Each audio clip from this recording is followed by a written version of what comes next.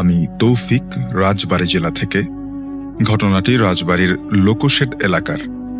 রাজবাড়ীতে যারা থাকেন তারা অবশ্যই শুনেছেন যে এই জায়গাটি সম্বন্ধে, অর্থাৎ লোকশেড জায়গাটি সম্বন্ধে সবাই শুনেছেন।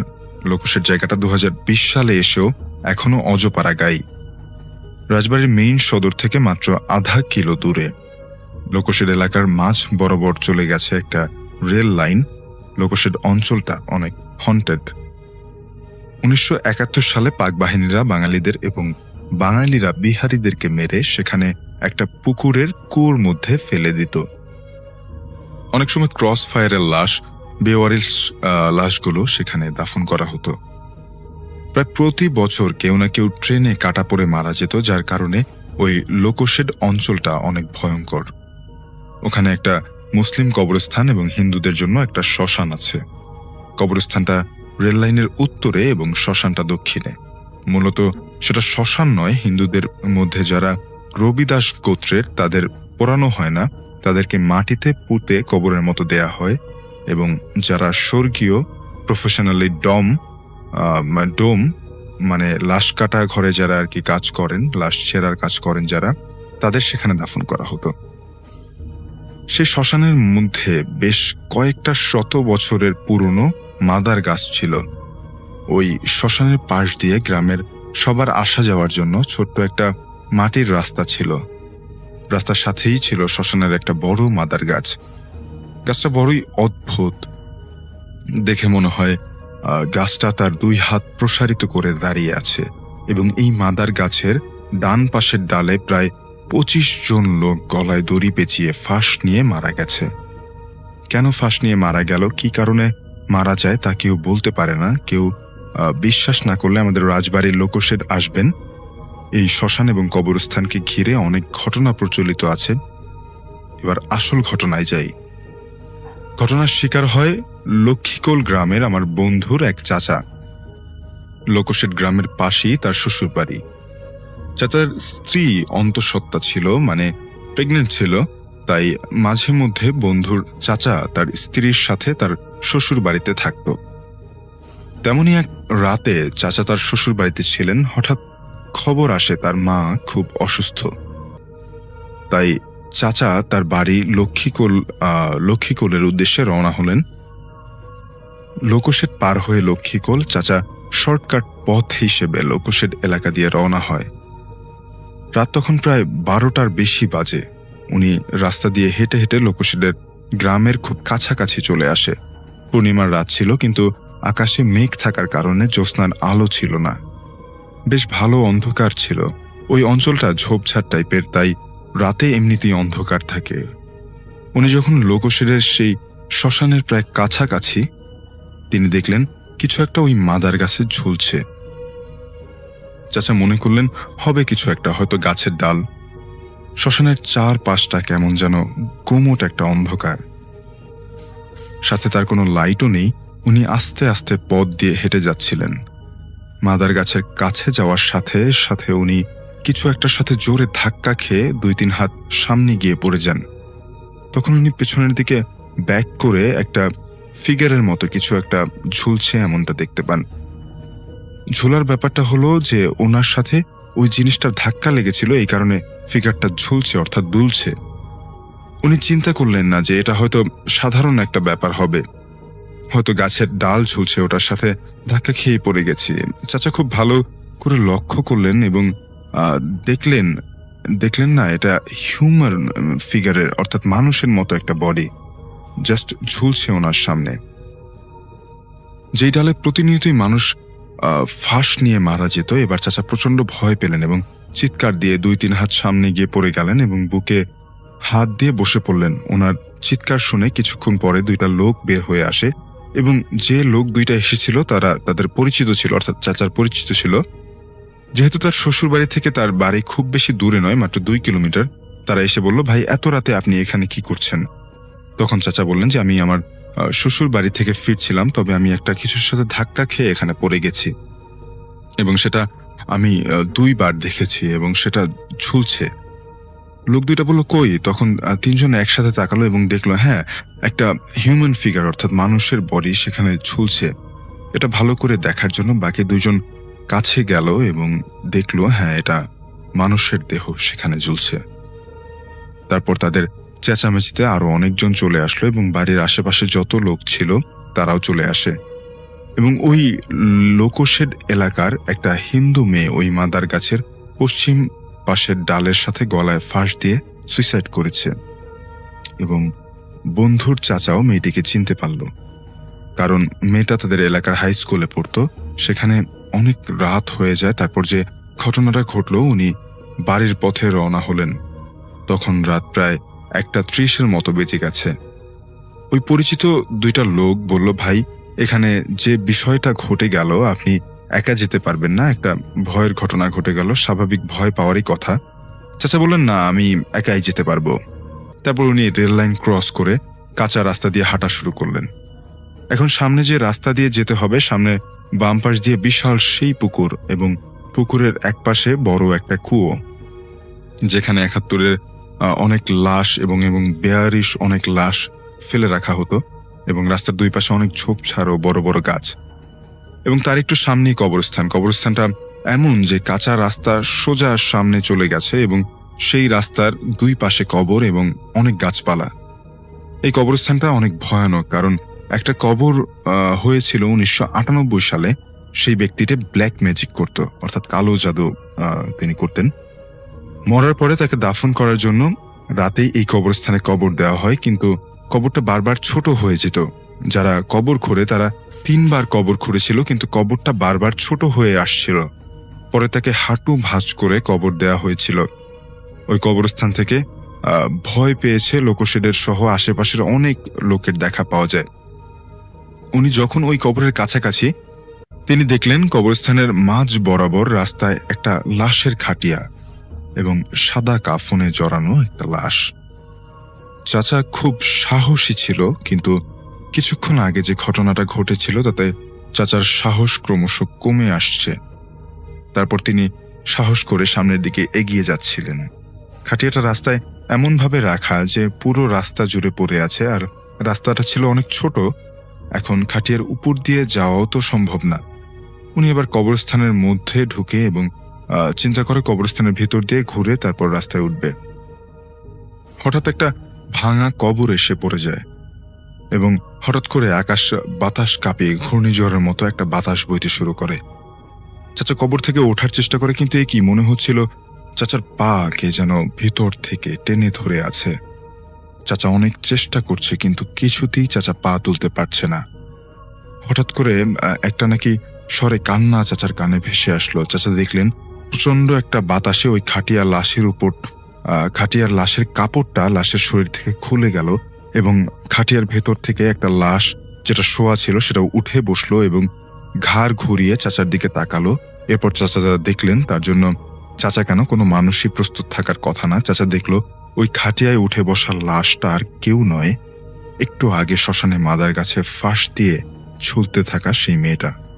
ভয়ঙ্করভাবে তার দিকে তাকিয়ে আছে এবং একটা ন্যাকা স্বরে কাঁদছে। ওদিকে ওই লাশ, এদিকে কবরের ভেতর থেকে তার পা কে যেন টেনে ধরে আছে। অনেক প্যারাপেরি করে চাচা উঠতে পারেননি। হঠাৎ করে চাচা জ্ঞান হারিয়ে পড়ে যান। তারপর বন্ধুর চাচার সাথে কি ঘটেছিল চাচার আর কিছুই মনে পড়ে না। জ্ঞান ফিরে চাচা নিজেকে আবিষ্কার করেন তার শ্বশুর বাড়িতে। ওই দিন রাতে চাচাকে খুঁজে পায় ওই পুকুরের সেই কুয়োর কাছাকাছি। চাচা বলছিলেন তিনি জ্ঞান হারানোর আগ পর্যন্ত ভাঙা কবরের কাছেই ছিল, কিন্তু পুকুরের ওই পাশে কুয়োর কাছে কেন তাকে খুঁজে পাওয়া গেল সেটা চাচার মনে আজও প্রশ্ন। আর এই ঘটনার ব্যাখ্যা চাচা আজও মেলাতে পারেননি। এই ঘটনাটি বেশ অদ্ভুত এবং ঘটনাটির সূত্রপাত একটি শ্মশান থেকে। আর শ্মশানের ঘটনা নিশ্চয়ই আপনাদের ভালো লাগবে। ঘটনাটির সময়কাল 1977 কি 78 সালের দিকে। ওই সময় তার বয়স ছিল 50 বছর বা তার কিছু বেশি। আর এই খালিয়াজুড়ি যেখানে, সেখানেই 12 মাসই ব্যবহার করা যায় এমন একটি শ্মশান রয়েছে, যা খালিয়াজুড়ির পূর্ব দিকে অবস্থিত। এই শ্মশানের নামেই ওই জায়গাটার নামকরণ করা হয়েছে। জায়গাটির নাম হচ্ছে শ্মশানখোলা। এর আশেপাশের প্রায় 3 থেকে 4টি গ্রামের মানুষ এই শ্মশানটি ব্যবহার করে থাকেন। তো এই শ্মশানের পাশে কিছুটা পূর্ব দিকে একটি খাল রয়েছে। এই খালটির নাম বড়ইপুরি খাল। এই বড়ইপুরি খাল এখনো রয়েছে, আপনারা যে কেউ সেখানে গিয়ে এই খালটি দেখতে পারবেন, কারণ এই নামেই খালটি পরিচিত। তো ওনার বন্ধুর দাদা গঙ্গাচরণ, ওনার খুব শখ ছিল মাছ ধরা। উনি খুব সাহসী মানুষ ছিলেন। ধরুন যে রাতে বৃষ্টি হতো, ওই রাতে ওনার মাছ ধরার নেশা চাপতো খুব বেশি, কারণ রাতে বৃষ্টি হলে নাকি মাছ বেশি পাওয়া যায়। আর এই কারণে বৃষ্টির রাতে তিনি মাছ ধরতে বেশি পছন্দ করতেন। তো উনি বেশ সাহসী হওয়ার জন্য ভূত প্রেত তেমন বিশ্বাস করতেন না। আর বিশ্বাস না করার কারণে এমন একটি কাজ করতেন যেটা মোটামুটি আমাদের কাছে শুনলে অবাকই লাগবে। আমরা জানি যে শ্মশানে যখন কোনো লাশ পোড়ানো হয়, ওই লাশের ব্যবহৃত বিভিন্ন জিনিস সেখানে ফেলে দেয়া হয়, যেমন তার ব্যবহৃত বালিশ, কাঁথা, লেপ, তোশক বা বিভিন্ন জামা কাপড়, এগুলো কিন্তু ফেলে দেওয়া হয়। আপনারা হয়তোবা জানেন সেটি। তো গঙ্গাচরণ দাদা তিনি যে কাজটি করতেন, যে যখন মাছ ধরতে ধরতে ক্লান্ত হয়ে যেতেন, তখন তিনি ওই শ্মশানের কাছে যেতেন। শ্মশানের ওখানে যে শেড ছিল, ওই শেডে তিনি বিশ্রাম নিতেন। আর বিশ্রাম নেওয়ার জন্য তিনি যে কাজটি করতেন, এই মৃত মানুষের ফেলে যাওয়া কাঁথা, বালিশ, লেপ, কম্বল, এইগুলো উনি সংগ্রহ করে ওই শ্মশানের কাছে থাকা একটি শেডে তিনি সেই জায়গায় কিছু সময় ঘুমাতেন। এইরকম একটা কাজের চিন্তা, এটা তো আমাদের মাথায় আসতে পারে না, কিন্তু উনি এতটা সাহসী ছিলেন। তো এক রাতে বৃষ্টি হচ্ছিল, তিনিও বেরিয়ে পড়েন মাছ ধরতে। বেশ কিছু মাছ ধরেন, চিন্তা করেন যে ঘুম আসছে। আর ঘুম যেহেতু আসছে, ঘুমের জায়গাটা তো উনি ফিক্সড করেই রেখেছিলেন, অদ্ভুত প্রকৃতির ঘুম। তিনি শ্মশানের ওখানে চলে যান। আর উনি আগে থেকেই ওই কিছু লেপ, কাঁথা, বালিশ সংগ্রহ করে রেখেছিলেন এবং একটা জায়গায় রেখে দিয়েছিলেন, যাতে করে বৃষ্টিতে ভিজে না যায়। যার কারণে ওটা শুকনোই ছিল। তিনি ওইখানে এসে কম্বলে বা ওই তোশক খুলে কম্বল গায়ে দিয়ে, যেহেতু বৃষ্টি পড়ছিল, একটু মানে শীত ছিল না, গরমই ছিল, গরমের সময়, কিন্তু যেহেতু বৃষ্টি হচ্ছিল বেশ ঠান্ডা ছিল, চারদিক থেকে বাতাস আসছিল, ফাঁকা জায়গা, 3 দিকে ফাঁকা, একদিকে ওই শেডের ওয়াল ছিল। তো যাই হোক, বেশ ঠান্ডা লাগছিল, উনি কম্বল গায়ে জড়িয়ে শুয়ে পড়েছেন। ওই সময় তো আসলে ওরকম লাইট ছিল না সেখানে। রাত আনুমানিক 2টো কি 3টা বাজে। হঠাৎ ওনার ঘুম ভেঙে যায় বজ্রপাতের শব্দে। ওই সময় বিজলির আলোতে তিনি দেখতে পান ওনার পাশে একজন লোক ঘুমিয়ে আছে। তিনিও ওই শ্মশানের বালিশ, কাঁথা, তোশক এগুলো সংগ্রহ করে তার পাশে ঘুমিয়ে আছেন। উনি ভাবলেন, কি ব্যাপার, এটাকে আগে তো একে কখনো দেখিনি, এতদিন ধরে এখানে ঘুমাচ্ছি, এ আবার কি আমার এখানে ভাগ বসাতে আসলো নাকি ঘুমের? তিনি কিন্তু ভয় পেলেন না, কারণ হচ্ছে বিজলির আলোতে তিনি দেখতে পান ওই মানুষটি স্বাভাবিক মানুষের মতোই, তবে বিজলির আলোতে তাকে একটু বেশি কালো দেখাচ্ছিল। গঙ্গাচরণ দাদা তিনি বেশ বিরক্ত হলেন। ভয় পাননি, তিনি বিরক্ত হয়েছেন। বিরক্ত হয়ে তিনি তাকে ডাকাডাকি শুরু করলেন, এই ওঠেন, আপনি কে, বাড়ি কোথায়, কোন গ্রামে? কিন্তু সে কোনো উত্তর দেয় না, ঘুমিয়ে আছে। বারবার যখন এরকম ডাকাডাকি করছে, গায়ে হাত দিয়ে ধাক্কাধাক্কি করছে, ওঠেন ওঠেন, তখন ওই লোকটি উঠে বসে। কোনো কথার উত্তর না দিয়ে গঙ্গাচরণ দাদার যে মাছের থলিটি ছিল, যেটি তিনি ঘুমোতে আসার আগে যার মধ্যে মাছ রেখে দিয়েছিলেন এবং থলিটা তার পাশে রেখে দিয়েছিলেন, ওই লোকটি কি করে উঠে, মানে ঘুম থেকে উঠে হাতে ওই মাছের থলিটি নিয়ে হাঁটা শুরু করে। এটি দেখে গঙ্গাচরণ দাদা প্রচন্ড রেগে যান, যে এত বড় সাহস, কোনো কথা নাই বার্তা নাই, আমার একটা কথার উত্তর না দিয়ে আমারই ধরা মাছ সেগুলো নিয়ে চলে যাচ্ছে।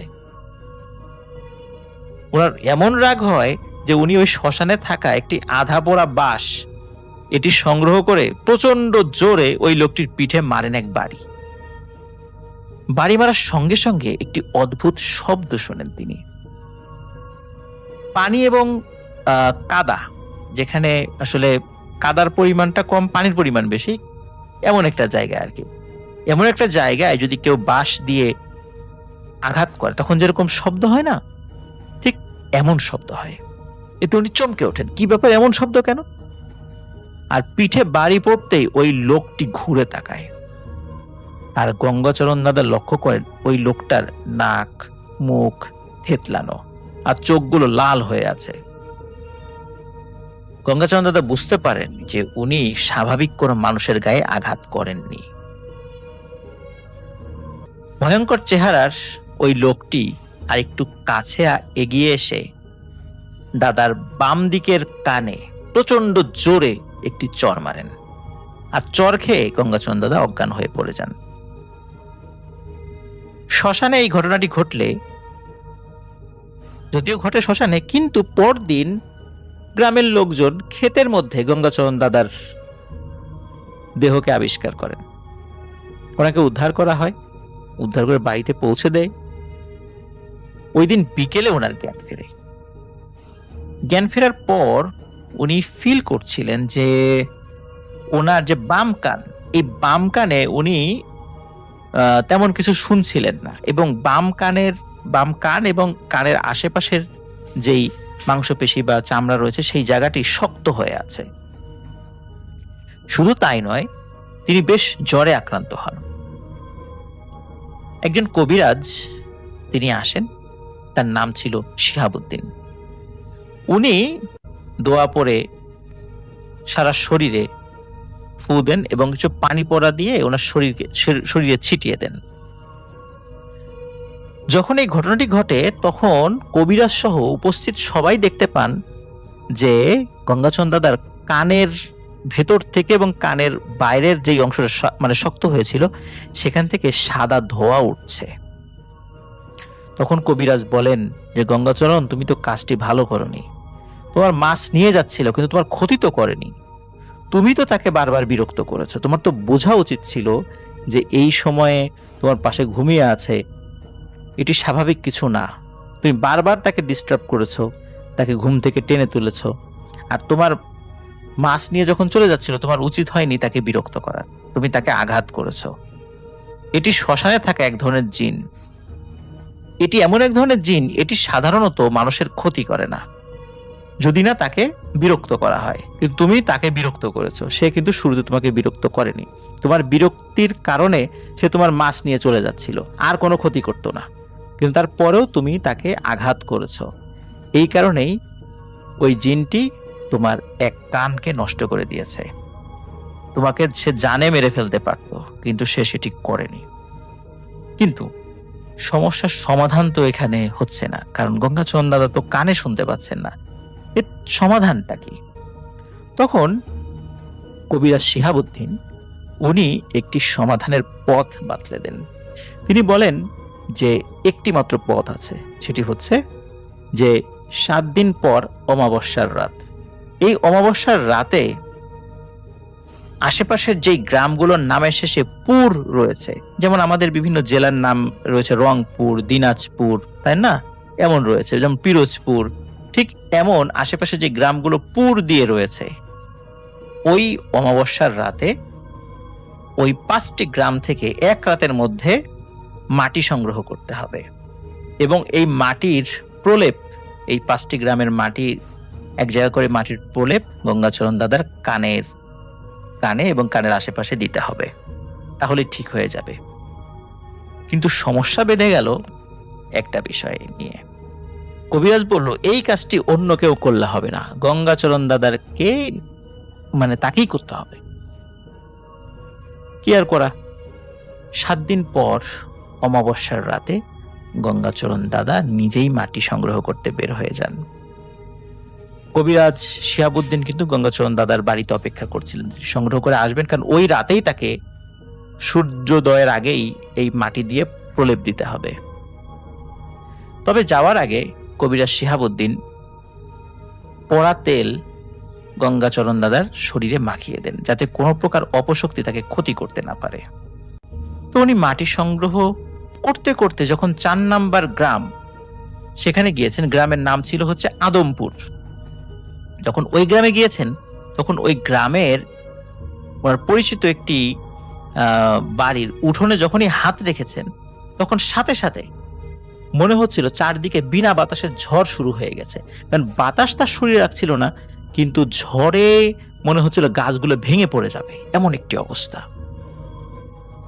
এবং উনি শুনতে পান ভয়াবহ কিছু শব্দ, গুম গুম শব্দ, তারপরে মনে হচ্ছে যে ভয়ানক বাজখাই কণ্ঠে কেউ কথা বলছে এমনটি, কিন্তু সেই কথাগুলো অস্পষ্ট, বোঝা যাচ্ছে না। এবং গাছপালা মনে হচ্ছে উড়ি নিয়ে যাবে, কিন্তু কোনো বাতাস ওনার কিন্তু গায়ে লাগছে না। উনি বুঝতে পারেন এটা কোনো মায়াঝড় যা ওই জিনটা করে যাচ্ছে এবং তাকে মাটি নিতে দেবে না, তাকে ভয় দেখাচ্ছে। শেষ গ্রাম অর্থাৎ 5 নম্বর গ্রাম, গ্রামের নাম ছিল ভল্লভপুর। ওই গ্রামে যখন তিনি পৌঁছান তখনও তিনি মাটি নেননি। গ্রামে পৌঁছানো মাত্রই হাতি, সিংহ, বাঘ ইত্যাদির ভয়ঙ্কর গর্জন শুনতে পান। আর ওই বাতাসহীন ঝড় তো চলছেই। তিনি সাহস করে ভল্লভপুর গ্রামের মাটি সংগ্রহ করে খুব দ্রুত খালিয়াজুরি ওনার গ্রামে এসে ওনার বাড়ির উঠোনে চিৎকার দিয়ে অজ্ঞান হয়ে পড়ে যান। তো ওই রাতেই ওনার জন্য ওই কবিরাজ তো অপেক্ষা করছিলেন আগে থেকেই। তিনি ওনার জ্ঞান ফিরিয়ে ওনার কাছে থাকা এক প্রকার লাল রঙের তরল ওই মাটিগুলোতে মিশিয়ে ফেলেন। মিশিয়ে গঙ্গাচরণ দাদার কানে দেওয়ার জন্য এক ধরনের প্রলেপ তৈরি করেন এবং কানের আশেপাশে জায়গাটি শক্ত হয়েছিল সেইখানে লাগিয়ে দেন এবং ওনাকে ঘুমিয়ে পড়তে বলেন।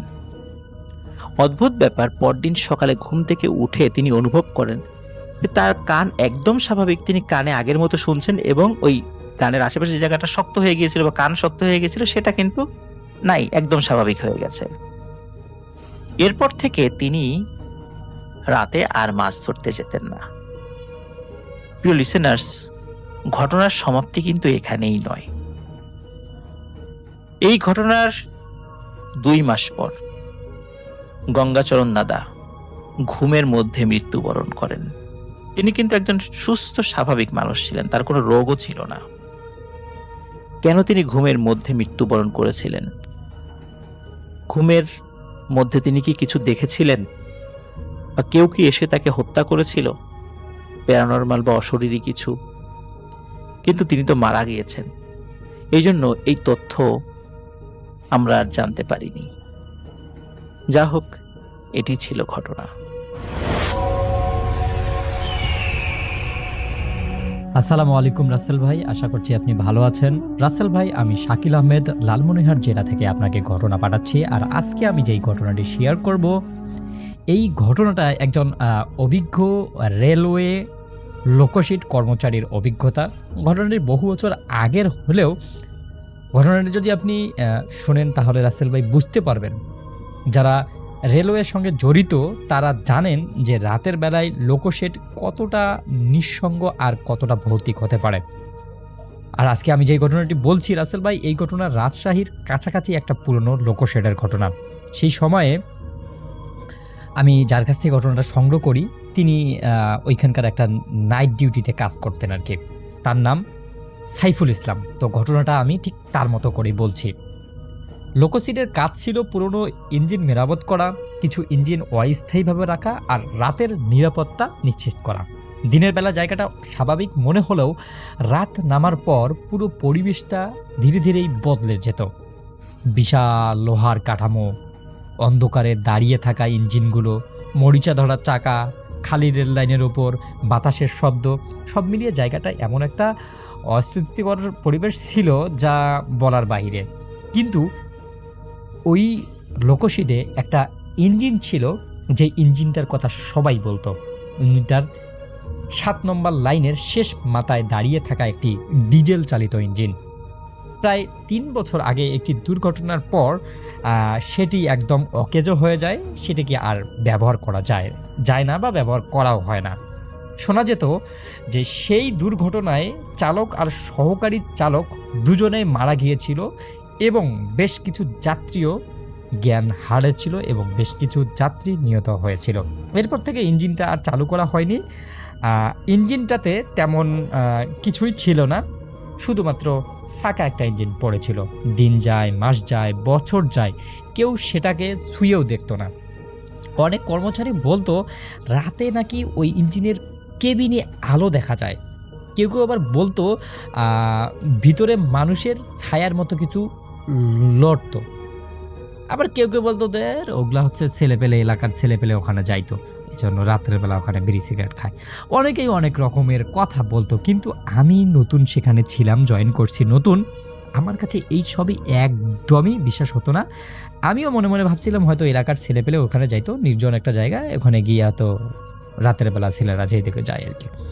তো একটাতে আমার ডিউটি পড়ে একদমই একা, কারণ আমি সবসময় বলতাম যে আমি এইসব কিছুতে ভয় পাই না। তো সবাই আমার উপর বিশ্বাস করে সাহসী ভেবে সেই রাতে একা আমাকে ডিউটি দেয়। রাত তখন প্রায় 2টা বাজে। লোকশিডের অন্য অংশে যা ছিল তা অনেক দূরে।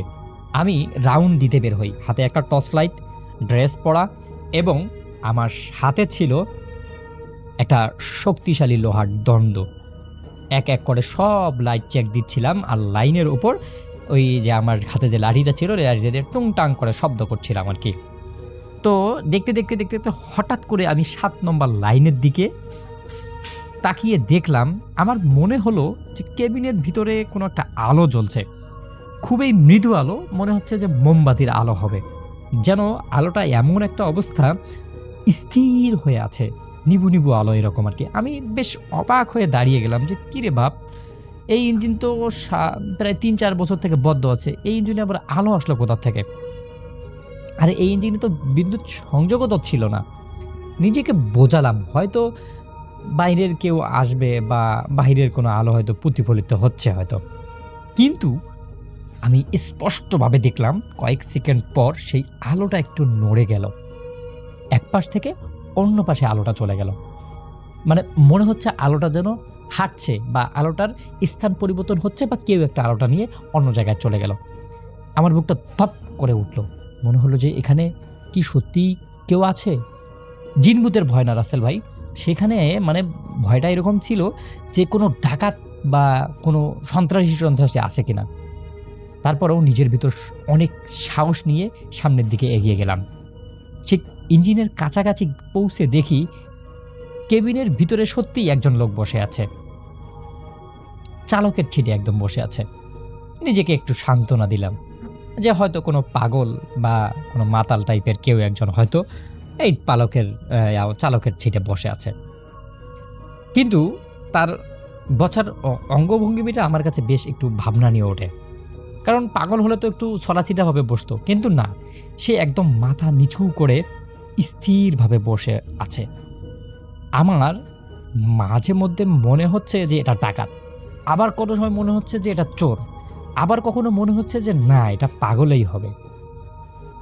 এরপর আমি লাইট ওইদিকে জ্বালিয়ে খুব জোরে চিৎকার করে বললাম, ওখানে কে আছো? কোনো উত্তর আসলো না। ওই যে লোকটা যে সেখানে ছিল সেই লোকটা একটু নড়লও না। আমি ঠিক বুঝলাম যে হয়তো আমার শব্দ তার কাছে যাচ্ছে না। আমি আরও একটু কাছে গেলাম, আর তখনই বুঝলাম কিছু একটা ভুল আছে এখানে। দেখলাম যে ওই লোকটার গায়ে পুরনো রেলওয়ে ইউনিফর্ম পরা আছে, যে ধরনের ইউনিফর্ম বহু বছর আগে ব্যবহার করা হতো, মানে পুরনো দিনের রেল লাইনের যেই রেলকর্মীদের যে ইউনিফর্ম থাকে সেই রকম একটা ইউনিফর্ম। আমার শরীরে একদমই ঠান্ডা হয়ে যায়। আমি ভাবলাম যে এই পোশাক পরে এখানে কেউ আছে, মানে নিজের কাছে এখন ওই ভৌতিক বিষয়গুলোর ওপর একটা মানে বিশ্বাস চলে আসতে শুরু করে যে কিরে, এটা তো চোর হবে না, চোর হলে তো অন্য পোশাক থাকতো, এটা তো ডাকাত হবে না, ডাকাত হলে তো অন্য পোশাক থাকতো, কিন্তু এটা রেলওয়ের ইউনিফর্ম। আমি অবাক হলাম এবং আবার ডাকলাম, কে ওখানে, কে আছেন? প্লিজ আপনার পরিচয় দেন। এবার ধীরে ধীরে লোকটা মাথা তুলল, আর তখন আমার বুকের ভিতরটা যেন একদমই থমকে গেল, কারণ তার মুখের এক পাশ ছিল না, ছিল না বলতে তার মুখের এক পাশে কোনো গোশতই নেই। মনে হচ্ছে এক পাশটা কঙ্কাল আর এক পাশটা ভয়ানক কোনো মানুষের দৃশ্য। মনে হচ্ছিল ভয়ঙ্কর কোনো দুর্ঘটনার মুখে থেতলে গেছে তার বাকিটা মুখের অংশ। একটা চোখ নেই, গাল ছিঁড়ে গেছে, একটা অংশে কোনো গোশতই নাই। আর সেই অবস্থাতে সে আমার দিকে তাকিয়ে আছে। আমি পিছনে সরে যাই, এক পা দুপা করে পিছনের দিকে পালিয়ে যাওয়ার একটা চিন্তা ভাবনা করতে থাকি। কিন্তু ঠিক তখনই লোকটা হঠাৎ করে দাঁড়িয়ে যায়। তারপর কেবিনের ভিতরে দাঁড়িয়েই একটা বিকট রকমের হাসি দেয় এবং ধীরে ধীরে হাত তুলে আমাকে সামনের দিকে ইশারা করে, যেন আমাকে কোথাও যেতে বলছে।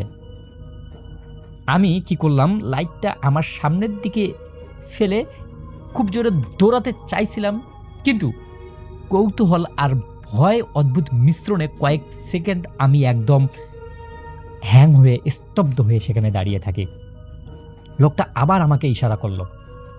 এবার ইশারাটা করলো এই টাইপের যে 7 নম্বর লাইনের শেষ মাথার দিকে একটা ইশারা করলো আমাকে। সেখানে একটা বদ্ধ ওয়ার্কশপ ছিল, আমি এইটা আগের থেকে জানতাম, কিন্তু পর মুহূর্তে দেখলাম যে যখনই আমি 7 নম্বর লাইনের শেষ মাথার দিকে তাকালাম, ঠিক তখনই দেখলাম যে একদম কেবিনটা ফাঁকা, কোনো লোক নেই, কোনো কিছুই নেই।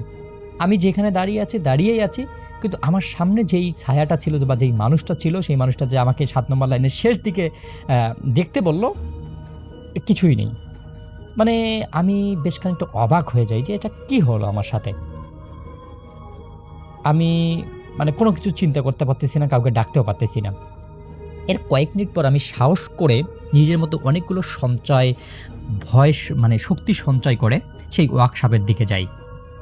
ওয়ার্কশপের ভিতরে প্রবেশ করার আগে আমি বেশ খানিকটা জিনিস লক্ষ্য করি, যেন মনে হচ্ছে যে এই ওয়ার্কশপে একটু আগেই কেউ একজন ঢুকেছিল। আমি ভাবলাম যে হয়তো কোনো ভালো আত্মা আমাকে এইখানে চোর ঢুকেছে, সেটা ধরার জন্য আমাকে ইঙ্গিত করেছে। তারপরে আমি কোনো কিছু চিন্তা না করে সরাসরি ভিতরে প্রবেশ করি এবং ভিতরে প্রবেশ করেই অদ্ভুত রকমের একটা গন্ধ আমার নাকে আসে, পুরনো তেল আর মরিচা ধরার গন্ধর মতো টাইপের আর কি। টর্চের আলো ফেলতে ফেলতে আমি একদমই ভিতরে ঢুকে যাই, আর তখনই দেখি মেঝের এক কোণে কিছু কাগজ পড়ে ছড়িয়ে ছিটিয়ে আছে। এরপর আমি সেই কাগজগুলোর দিকে গেলাম এবং দেখলাম সেগুলো একদমই পুরনো, ধুলোয় ঢাকা, এবং আমি কাগজগুলো একটু পা দিয়ে সরিয়ে তুলে দেখলাম সেগুলো কোনো একটা দুর্ঘটনার রিপোর্টটায় দেখলাম যে কিছু ছবি আছে। সেই ছবিগুলো এমন যেন এই যে ইঞ্জিনটা দুর্ঘটনা হয়েছিল সেই দুর্ঘটনার কিছু ছবি, আর রিপোর্টের এক জায়গায় এক লাইনে আমার চোখ পড়ে গেল, আর সেখানে লেখা ছিল সহকারী চালকের মৃতদেহ পাওয়া গেছে, কিন্তু প্রধান চালকের দেহবিশেষ সম্পূর্ণ উদ্ধার করা সম্ভব হয়নি। এটা দেখার পর আমার হাত কাঁপতে শুরু করে, আর ঠিক তখন এই ওয়ার্কশপের ভিতর থেকে একটা বিকট রকমের শব্দ আমার কানের কাছে এসে পৌঁছায়, যেন ভারী কোনো বুট পরা কেউ হাঁটছে ওয়ার্কশপের ভিতরে। আমি যেদিকে শব্দের উৎস আমার কানে আসে ঠিক সেই দিকটায় টস ফেলি, কেউ নেই, কোনো শব্দ নেই, কোনো কিছুই নেই। আমি ঠিকঠাক মতো আবার বলি যে এটা তো আমার মনের ধারণা, ভুল ধারণা। ঠিক তার কিছুক্ষণ পরেই আবার সেই ধূপধাপ শব্দ আসতেছে। এবার মনে হচ্ছে কেউ যেন হাঁটতে হাঁটতে আমার ঠিক কাছাকাছি আসতেছে। তারপর এক সময় আমার কানের কাছে খুব নিচু স্বরে একটা কথা শোনা যায়। কথাটা ঠিক এমন, আমি এখনো নামিনি। এমন একটা মৃদু কণ্ঠ আমার পুরো শরীরটাকে শিহরিত করে। আমি আর এক মুহূর্ত সেখানে থাকিনি, প্রাণপণে সেই ওয়ার্কশপ থেকে দৌড়ে লোকশিদের মূল অফিসে চলে আসি এবং সেই অফিসে থাকা একটা পানির বোতল, প্রায় 1 লিটার 2 লিটার পানির বোতল আমি এক চুমুকেই শেষ করে ফেলি। আমি সেটা পরের দিন ভেবে আমি খুবই অবাক হই যে আমি কীভাবে এতগুলো পানি একবারে খেলাম। তারপর দিন সকালে সাহস করে আমি কয়েকজন পুরনো কর্মচারীকে আমার গত রাতের ঘটনাটা খুলে বলি। সব শুনে একজন বৃদ্ধ, অনেক বৃদ্ধ, ওনার চাকরি আর 1-1.5 মাস আছে, উনি বলেন, তুই যা দেখেছিস তা বর্ণনা ঠিক ওই চালকের মতো। আমি জিজ্ঞাসা করলাম, তাহলে আমি কি ওই চালককে দেখেছিলাম?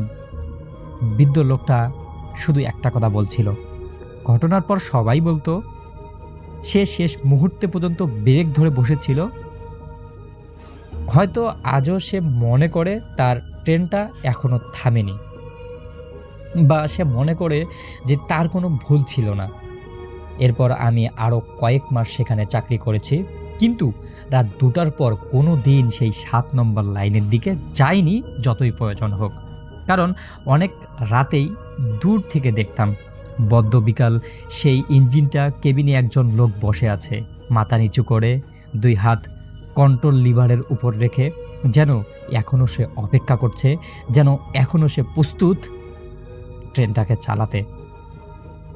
রাসেল ভাই, এই ঘটনাটা আমি আমার একজন চাচার কাছ থেকে শুনেছিলাম, তিনি একজন রেল কর্মকর্তা। তো ঘটনাটা আমি আমার মতো করে উপস্থাপন করেছি, যদি ঘটনাটা ভালো লাগে তাহলে শেয়ার করবেন। ঘটনাটা ঘটে চিটংয়ের কোনো এক এলাকায়। সেখানে থাকতো শহীদুল নামের একজন ব্যক্তি। তিনি পেশায় কৃষক। কৃষক বলতে তার অনেক জমি আছে এবং অনেক জমি জমা ছাড়াও গোয়াল ঘর টাইপের অনেক কিছু আছে। তার সম্পত্তি, তার অঢেল সম্পত্তি আছে, তার এলাকায় নাম ডাকও আছে, এবং এইসব থাকার কারণে তিনি বেশ পরিচিত ছিলেন এলাকায়। অনেকে তার কাছে আসতো অনেক কিছুর বিচার নিয়ে, এমনকি বিচারও তিনি করতে পারতেন অনেস্টি মেনটেন করে। কেউ কখনো আঙ্গুল তুলে তার সাথে কথা বলতে পারে নাই। তিনি এলাকায় গরিবের উপকারও করতেন এবং সব ধরনের সাহায্য সহযোগিতা করতেন।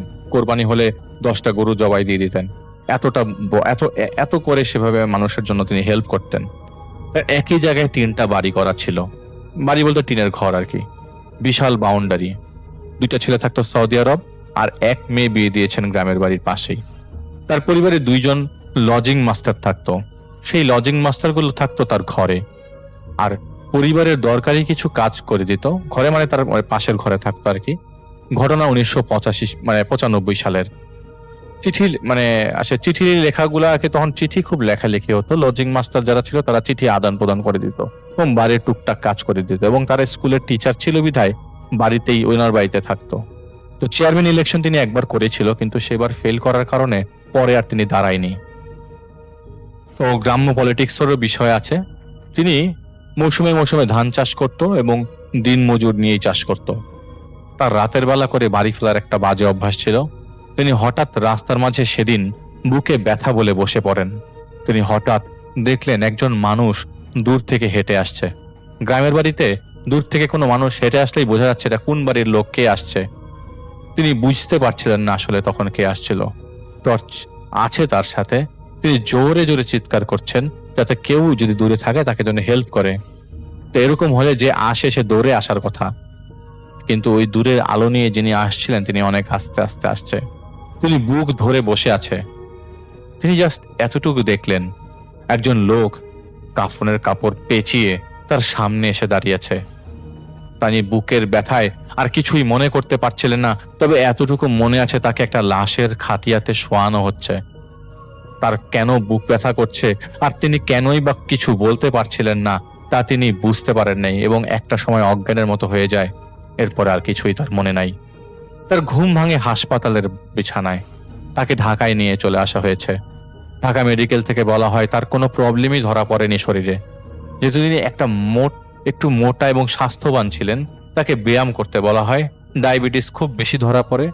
পরে আনুষঙ্গিক টেস্ট করবার পর তাকে ছেড়ে দেওয়া হয়, কারণ বুকে ধরেছিলেন, তাহলে সমস্যা হতে পারতো, হার্টে প্রবলেম হতে পারতো, হার্ট অ্যাটাক করেছে কিনা। তিনি গ্রামে যান এবং পৌঁছে তাকে একটা মীমাংসা করে দিতে হবে বলে ওই বাড়িতে যেতে হবে, এটা ওনাকে জানাই দেয় আর কি। এই অবস্থায় তিনি সেই বাড়িতে যান। সেই বাড়িতে ছিল তার বাড়ি থেকে 2 মাইল দূরে। পরের দিনই যায় তিনি বিচার করতে। কেসটা হচ্ছে জায়গা জমি নিয়ে। একটা সময় তর্ক শুরু হয়ে যায়। যে পক্ষ বিচার দেখেছে সেই পক্ষে একজন মহিলা ছিল। সেই মহিলার স্বামী ঢাকা থেকে গ্রামে আসার পথে অ্যাক্সিডেন্ট করে মারা যান। তার সম্পত্তি মাত্র 1 মাসের মধ্যে হরপ করে নেয় তার বড় ভাই এবং অন্য ভাইরা। সেই বিচার চাইতে তিনি বিচার করতে ডেকেছে এলাকার গণ্যমান্য ব্যক্তিদেরকে। তিনি সেখানে পৌঁছাবার পর অলরেডি সেখানে পরিস্থিতি গরম ছিল। তিনি যাওয়ার পর চিৎকার চেঁচামেচি শুরু হয়ে যায়। তিনি চুপ করে বসেছিলেন। যে মহিলা বিচার চেয়েছে সেই মহিলা ছিল অন্তঃসত্ত্বা, 6 মাসের প্রেগন্যান্ট। তো তর্কতর্কি করার এক পর্যায়ে সেই মহিলা সম্পর্কে বাজে কথা বলায় সেই মহিলা খুব অ্যাগ্রেসিভ হয়ে যায়। কিন্তু বিচার করার কথা কার, মানে যার করার কথা তিনি চুপ করে বসেছিলেন। হঠাৎ সেই লোক, যেই লোককে জমি দখল করার ব্যাপারে বিচার, যার জন্য বিচার ডাকা হয়, সেই মাছ ধরার যে ট্যাডা, সেই ট্যাডা দিয়ে মহিলার প্রেগনেন্ট অবস্থায় মহিলার পেটে ঢুকিয়ে দেয় এবং 2 বার ঢুকায়, 1 বার না 2 বার, সবার সামনে। সবাই চিৎকার করে দৌড়ে তার হাতে যে তাকে ধরতে পারেনি, মহিলাটাকে মানে ওই ট্যাডার বাড়ি থেকে, মানে ট্যাডাটা ভেতরে যাওয়া থেকে বাঁচাতে পারেনি, সদর হাসপাতালে নিলে বাচ্চা সহ সেই মহিলাকে মৃত ঘোষণা করা হয়। পুলিশ কেস করা হয়। পুলিশ কেস হলেও প্রভাবশালী থাকবার কারণে সেই মহিলার কোনো বিচার হয় না। এমনকি সেই মহিলাকে খুন করবার দায়ে সেই লোক অবাধে ওই এলাকায় ঘুরে বেড়াচ্ছিল এবং এলাকার লোকজনও তাকে কিছু বলতে পারছিল না। সেদিন ছিল অনেক গরম। শহীদুল সাহেব অনেক টায়ার্ড হয়ে যান। দুপুরে বাড়িতে তাড়াতাড়ি যেয়ে বিশ্রাম নিতে বসেন। সেদিন আবার তিনি মাঠে ছিলেন এবং রোদের মধ্যে অনেকক্ষণ দাঁড়িয়েছিলেন। একটা ঘুম দেন। ঘুম থেকে ওঠেন রাত 1টায়। সেদিন গরমে ঘুমই আসছিল না তার ঘরের সাথেই পুকুর আছে, সেখানে রাত 1টায় তিনি একটু মুখ ধুয়ে এসে ঘাট বসে বসে বাতাস খাচ্ছিল। হালকা বাতাস ছিল তখন। তিনি আবছা চাঁদের আলো দেখতে পান তার ঘরের মেইন গেট দিয়ে কে যেন ঠুস করে ঢুকে গেল। তিনি দৌড়ে যান চোর মনে করে।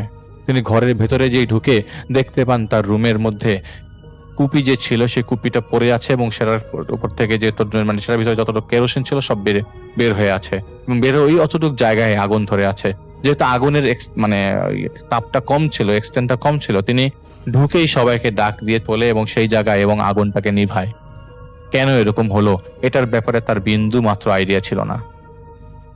এই ঘটনার পরের দিন যেহেতু তিনি সালিশে ছিল, পুলিশ তার পারমিশন এবং আশপাশের লোকজনের পারমিশন নিয়ে সেই মহিলার দাফন কাজ সম্পন্ন করে, কারণ ওই মুহূর্তে তিনিও ওই জায়গায় উপস্থিত ছিল। আর পুলিশ তার এলাকার পরিচিত লোকজন, আশেপাশে পরিচিতরা কান্না করছিল। শোনা গেছে ওই মহিলা অনেক পরহেজগার ছিল, কিন্তু বিচার চেয়েও তিনি বিচার পাননি।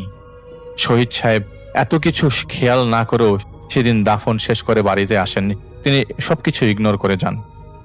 বাজার থেকে তিনি রাতের বেলা বাড়ি ফিরে শুয়ে পড়েন। ঘুমের মধ্যে তিনি একটা স্বপ্ন দেখেন।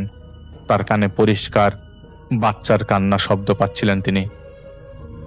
বাচ্চার কান্না, মানে কান্না থেকে সেই বাচ্চাটা তার ঘরের মধ্যে হামাগুড়ি দিয়ে তার বুকের উপরে উঠে সেই বাচ্চাটা বলে ওঠে বড়দের মতো একটি স্বরকণ্ঠে, বলে ওঠে, তুই তো পাপী, তোর তো পাপের সংখ্যা বেশি, পাপ করতে করতে তুই আমাকেও ছাড়িস নাই। একবার দেখবো তোকে বাঁচায় কিভাবে রাখে, দেখবো তোকে প্রথমে কে তোকে বাঁচায়। প্রথমে তোকে তোর টুকরা করব, তারপর তোর কলিজাটা রাস্তার মাঝে ফেলে রাখবো যাতে বিড়াল কুকুরা টেনে টেনে খায়। তিনি খুব জোরে, খুব শক্ত করে বিছানা থেকে উঠে যায় এবং তিনি ঘামতে থাকেন। সকালে ঘুম থেকে উঠে দেখেন এক হাত তিনি ঠিক মতো নাড়াতে পারছেন না। সেদিনের পর থেকে তিনি আর হাত নাড়াতে পারেন না। তার হাত, ডান হাতে প্রচন্ড পেইন হতে থাকে। 7 দিনের মাথায় তা অবশ হয়ে যায়। তিনি অনেক ডক্টর দেখান, অনেকেই অনেক কিছু রেফার করে, কিন্তু শরীরে তেমন কোনো ইফেক্ট না পাওয়াতে তাকে কবিরাজ পর্যন্ত দেখানো হয়। কিন্তু উনি আবার এটা বিলিভ করতেন না। কবিরাজ কি চিকিৎসা দিবেন এরকম কথাবার্তা তিনি সবসময় বলতেন। যখন কোনো মীমাংসাতে ধর্ম নিয়ে মানে ধর্ম জড়িয়ে যেত, তিনি 10 রকমের এক্সকিউজ দিয়ে সেই মীমাংসাটা অন্যরকম ভাবে করে দিতেন। আগেই আমি বলেছিলাম যে তার রাতে করে বাড়ি ফেরার অভ্যাস ছিল। তার এলাকার লোকদের সাথে তিনি জুয়া খেলার অভ্যাস ছিল, তার খুব বাজে অভ্যাস। সেটা অল্প টাকার জুয়া ছিল যদিও। তাস খেলতো সময় নিয়ে, রাত 1টা অথবা 2টা। তার নামাজ পড়া ছিল না বিন্দু মাত্র অভ্যাস। সমাজ রক্ষার জন্য তিনি শুধু জুম্মার নামাজ পড়তে যেতেন, কারণ মসজিদটা তাদেরই গড়া মসজিদ। অথবা মসজিদ জাতীয় কোনো মিটিং এ গেলে তিনি যেতে চাইতেন না এবং মসজিদের ধারের কাছেও যেতে চাইতেন না। প্রায় 1 মাস হতে চলে সেই অবস্থা। সেই অবশ হবার পর তিনি বাড়িতেই থাকতেন, তেমন একটা বের হতেন না। তবে তিনি কখনো কারো ক্ষতি করেন নাই, কাউকে খারাপ পরামর্শ দেন নাই।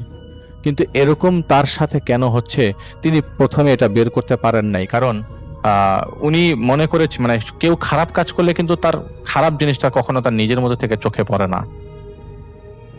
তিনি বের করার জন্য মানে তার সাথে কেন হচ্ছে এটা বের করার জন্য তিনি আরেকজনকে রেসপন্সিবিলিটি দেয় যে একটু দেখেন তো আমার সাথে এরকম হচ্ছে, এটার কি কোনো সুরাহা বের করা যায় কিনা। কেননা প্রতিদিন তিনি স্বপ্নে দেখতেন, স্বপ্নে তিনি একটা বাচ্চাকে দেখতেন, তিনি দেখতেন কখনো সেই বাচ্চাটা সৌদি আরবে গেছে তার ছেলের কাছে, আবার কখনো এই বাচ্চাটা ধাক্কা দিয়ে তার মেয়ের ঘরের মানে নাতিকে ফেলে দিচ্ছে, আবার কখনো তার ওয়াইফকে লাশের খাটিয়াতে বসিয়ে রেখেছে।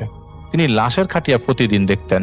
কেন দেখতেন এটা ওই আরেকজন পরিচিত লোককে খবর দিতে বলেন যে আশেপাশে যদি কোনো ভালো মানে কবিরাজ টাইপের কেউ থাকে তাহলে তাকে যেন হেল্প করে, যে কেউ না কেউ মানে লাশের খাটিয়ার উপর বসে আছে, এটা তার পরিবারের লোকজনই আছে এবং এটা সে প্রায় সময় দেখতেন। আর তিনি দেখতেন সেই বাচ্চাটা প্রতিদিন এসে বলতো একে নিয়ে যাব, ওকে নিয়ে যাব।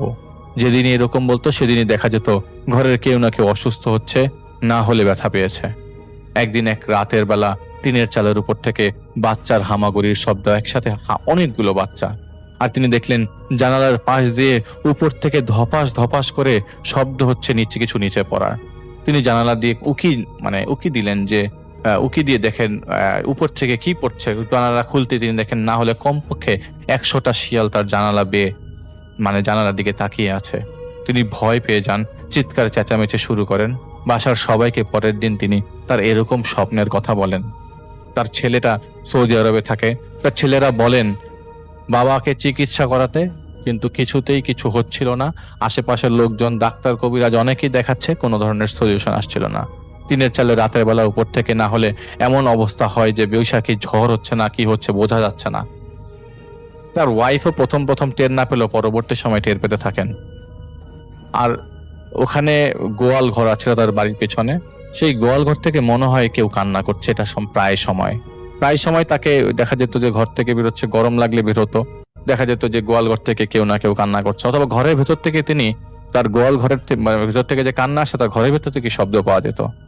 কয়েকটা বাচ্চার কান্নার আওয়াজ আসতো, একটা দুইটা বাচ্চা না, মনে হচ্ছে অনেকগুলো বিড়াল যখন ঝগড়া করে তখন মনে হয় একটা বাচ্চা কান্না করছে, ঠিক এরকমটাই গোয়াল ঘরের ভেতর থেকে আসতো। তো প্রায় এগুলি চলতে থাকলো। তার ক্ষেতের মধ্যে শিলাবৃষ্টি হওয়ার কারণে তার সব নষ্ট হয়ে যায়, সব লস। আর এর মধ্যে তার লাশের খাটিয়া দেখা বন্ধ হচ্ছিল না। এরকম প্রায় চলতে 3 বছর পার হয়ে যায়। তিনি একদিন রাতে স্বপ্ন দেখেন, সেই বাচ্চাটা তার স্বপ্নে আসছে। বাচ্চার হাতে বিশাল বড় একটা রামদা দেখে তিনি ভয় পেয়ে যান। তিনি ঘুমের মধ্যে চিৎকার চেঁচামেচি করতে থাকেন। তিনি দেখেন সেই রাতে সেই রামদা দিয়ে লাশের খাটিয়ার উপর বসা তার ছোট ছেলেকে একটা কালো লম্বা ধারী কেউ, মানে কালো কাপড় পরা, ঘুমটা দেয় একজন লম্বা মানুষ কোপ দিয়ে ফেলে দেয়। এবং লাশের যে খাটিয়াটা ছিল সেটা কাঠের তৈরি, এটা তার মসজিদের খাটিয়া। সে রেগুলারই এই তাদের নিজেদের মসজিদের খাটিয়াটা দেখতো। এবং সেই কাঠের তার যে তিনি দেখলেন যে কলাটা ফেলে দিয়েছে এবং ওই পুরো লাশের খাটিয়াটা রক্তে লাল হয়ে গেছে। আর আলাদা হয়ে যে মাথাটা, সেটা পড়ছে নিঃসঙ্গ কান্নার পানি সেটা থেকে। তিনি চিৎকার করতে করতে ঘুম থেকে ওঠেন, উঠে দেখেন ফজরের আজান হচ্ছে। তার ওয়াইফকে তিনি বলেন তার এই অবস্থার কথা, তিনি আর পারছেন না নিতে, তার পক্ষে আর সম্ভব না সহ্য করা। তাদের পৌরসভাতে একটা টেলিফোন ছিল, মানে তাদের পৌরসভাতে তাদের বাজারে একটা টেলিফোন ছিল। তখন সেখান থেকে একজন দৌড়ে আসে তার কাছে, সেদিন সকালবেলা যেদিন তিনি স্বপ্নটা দেখেছেন। কি হয়েছে, ঘটনা কি? হাঁপাতে সেই লোক বলল তার বড় ছেলে হালিম, আমি এটা ছদ্মনাম নিচ্ছি, কল করেছে তার ছোট ছেলে মঈন, এটাও ছদ্মনাম, ট্রাক অ্যাক্সিডেন্ট করেছে রাত সৌদি আরবে। ডেড বডি একদম পিষে ফেলেছে, লাশের কিছুই বোঝা যাচ্ছে না। এবং তিনি বুঝতে পারছেন না আসলে কি ঘটনা ঘটছে তার সাথে। এবং ওখান থেকে বলা হচ্ছে যে যেহেতু লাশের কিছুই বোঝা যাচ্ছে না, তো কবর দিয়ে ফেলছে তারা, এটা তাকে যেন জানায়। কিন্তু এরকম স্বপ্নের পরপরই তার ছেলেকে হারাতে হবে, এটা তার বোধগম্য হচ্ছিল না। পুরো ফ্যামিলি তখন শোকে স্তব্ধ। তার পাশের গ্রাম থেকে তার মেয়ে পর্যন্ত চলে আসে, সবাই কান্না, আর সবার রোল পড়ে যায়। হঠাৎ করে একজন মানুষ হঠাৎ করে জুম্মার নামাজ পড়তে যে মারা যাবে, এটা তার কল্পনাতীত ছিল। যেদিন তার ছেলে মারা যায় সেদিন তিনি রাতের বেলা স্বপ্ন দেখেন, আবার তার স্বপ্ন বিদঘুটে সেই মানুষটা হাজির হচ্ছে। আবারও তাকে বলছে তোর একটা ছেলেকে মৃত্যুর মুখে ঠেলে দিয়েছি, তুইও প্রস্তুত থাক।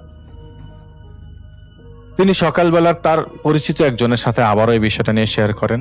তাকে সাথে সাথে দেরি না করে সেদিন আবার ছিল, তাকে নিয়ে গেল, মানে ওই লোকটাকে তাকে বললো যে তাকে যেন হেল্প করে। এবং ওই লোকটা যখন তার প্রবলেমের কথা শুনে তখন তার সাথে সাথে তাকে বলে ঠিক আছে চলেন, এখান থেকে 14 মাইল দূরে একজন আছে, আমরা তার সাথে যাই ওই মহিলা তান্ত্রিকের কাছে। সেই তান্ত্রিকের কাছে যায়। সেই তান্ত্রিক কি বলল তিনি বুঝতে পারেননি প্রথমে। সেই তান্ত্রিক শুধু একটা কথাই বুঝা গেছে যে তোর পাপ বেড়ে গেছে, নিজেকে সাবধান কর, আর এই শত্রুর সাথে আমার মোকাবেলা করার সাহস নাই, অস্ত্র নাই। তিনি ফেরত আসেন এবং ভেঙে পড়েন, কি করবেন।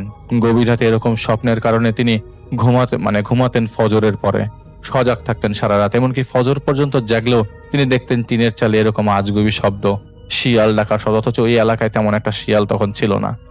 জানালার বাইরে শিয়াল দাঁড়ানো অবস্থায় মাঝে মাঝে দেখতে পেতেন। এদিকে তার বড় ছেলের চাকরি চলে যায় এবং সৌদি গভর্নমেন্ট তার ভিসা রিজেক্ট করে, তাকে দেশে চলে আসতে হয়। একের পর এক বিপদের সম্মুখীন হচ্ছিল তারা। তার বড় ছেলেটা বাংলাদেশে আসার পর বর্ণনা দেয় এরকম যে সেদিন শুক্রবার জুম্মার নামাজ পড়ে তারা বাসায় ফিরছিল, এমন সময় একটা ট্রাক এসে সজোরে তার ছোট ভাইয়ের উপর উঠিয়ে দেয়।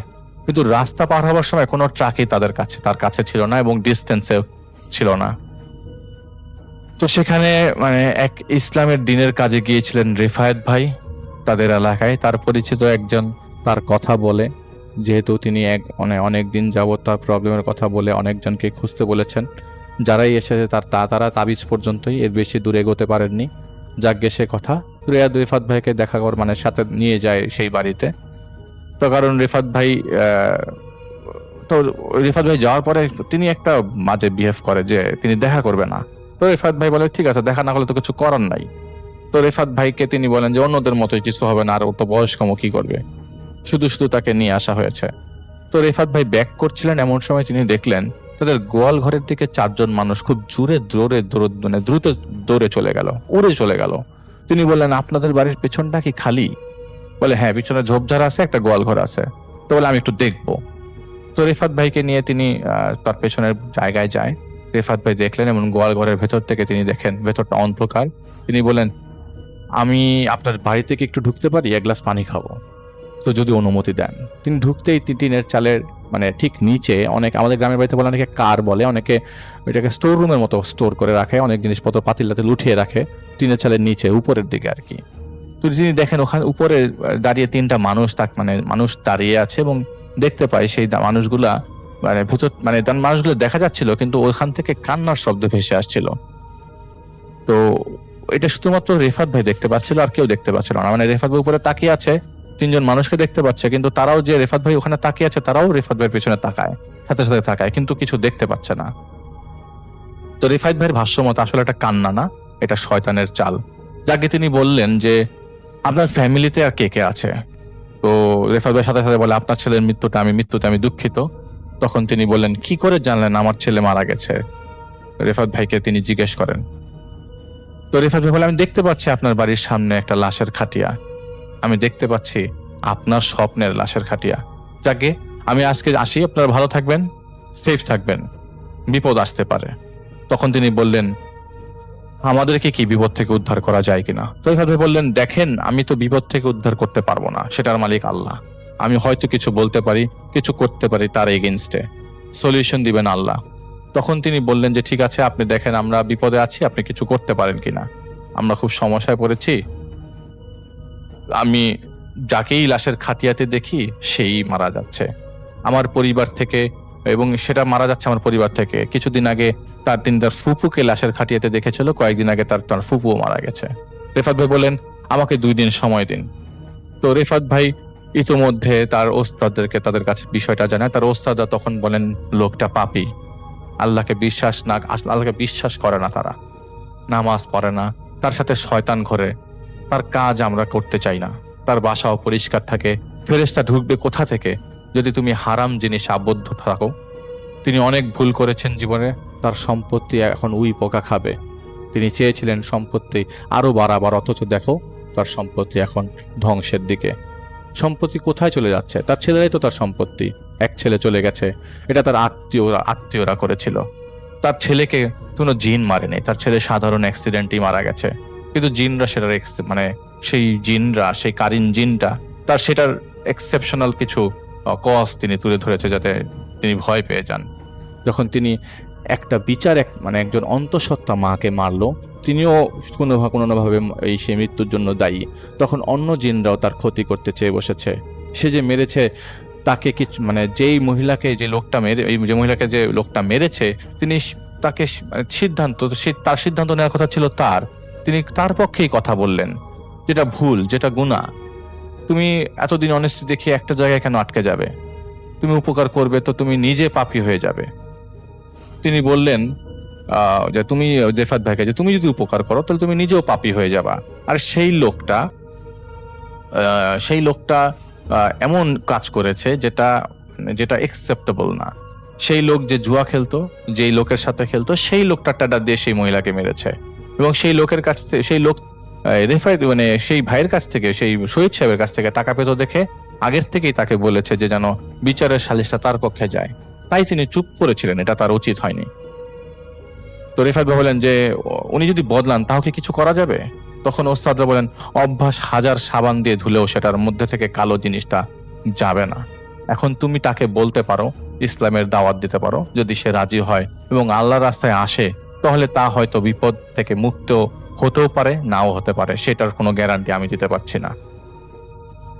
তো রেফাত ভাই পরবর্তী সময় তার সাথে দেখা করে এবং বলে আপনাকে বিপদ থেকে মুক্তি দেওয়া যেতে পারে। এটা বলতে বলতে তিনি এক চিৎকার দেন, একটা চিৎকার শুনেন। পরের দিন সেই এলাকাতে রেফাত ভাই ওখানে যান এবং রেফাত ভাই যাওয়ার পর তাদের ঘরের এক পাশ ভেঙে আছে দেখেন।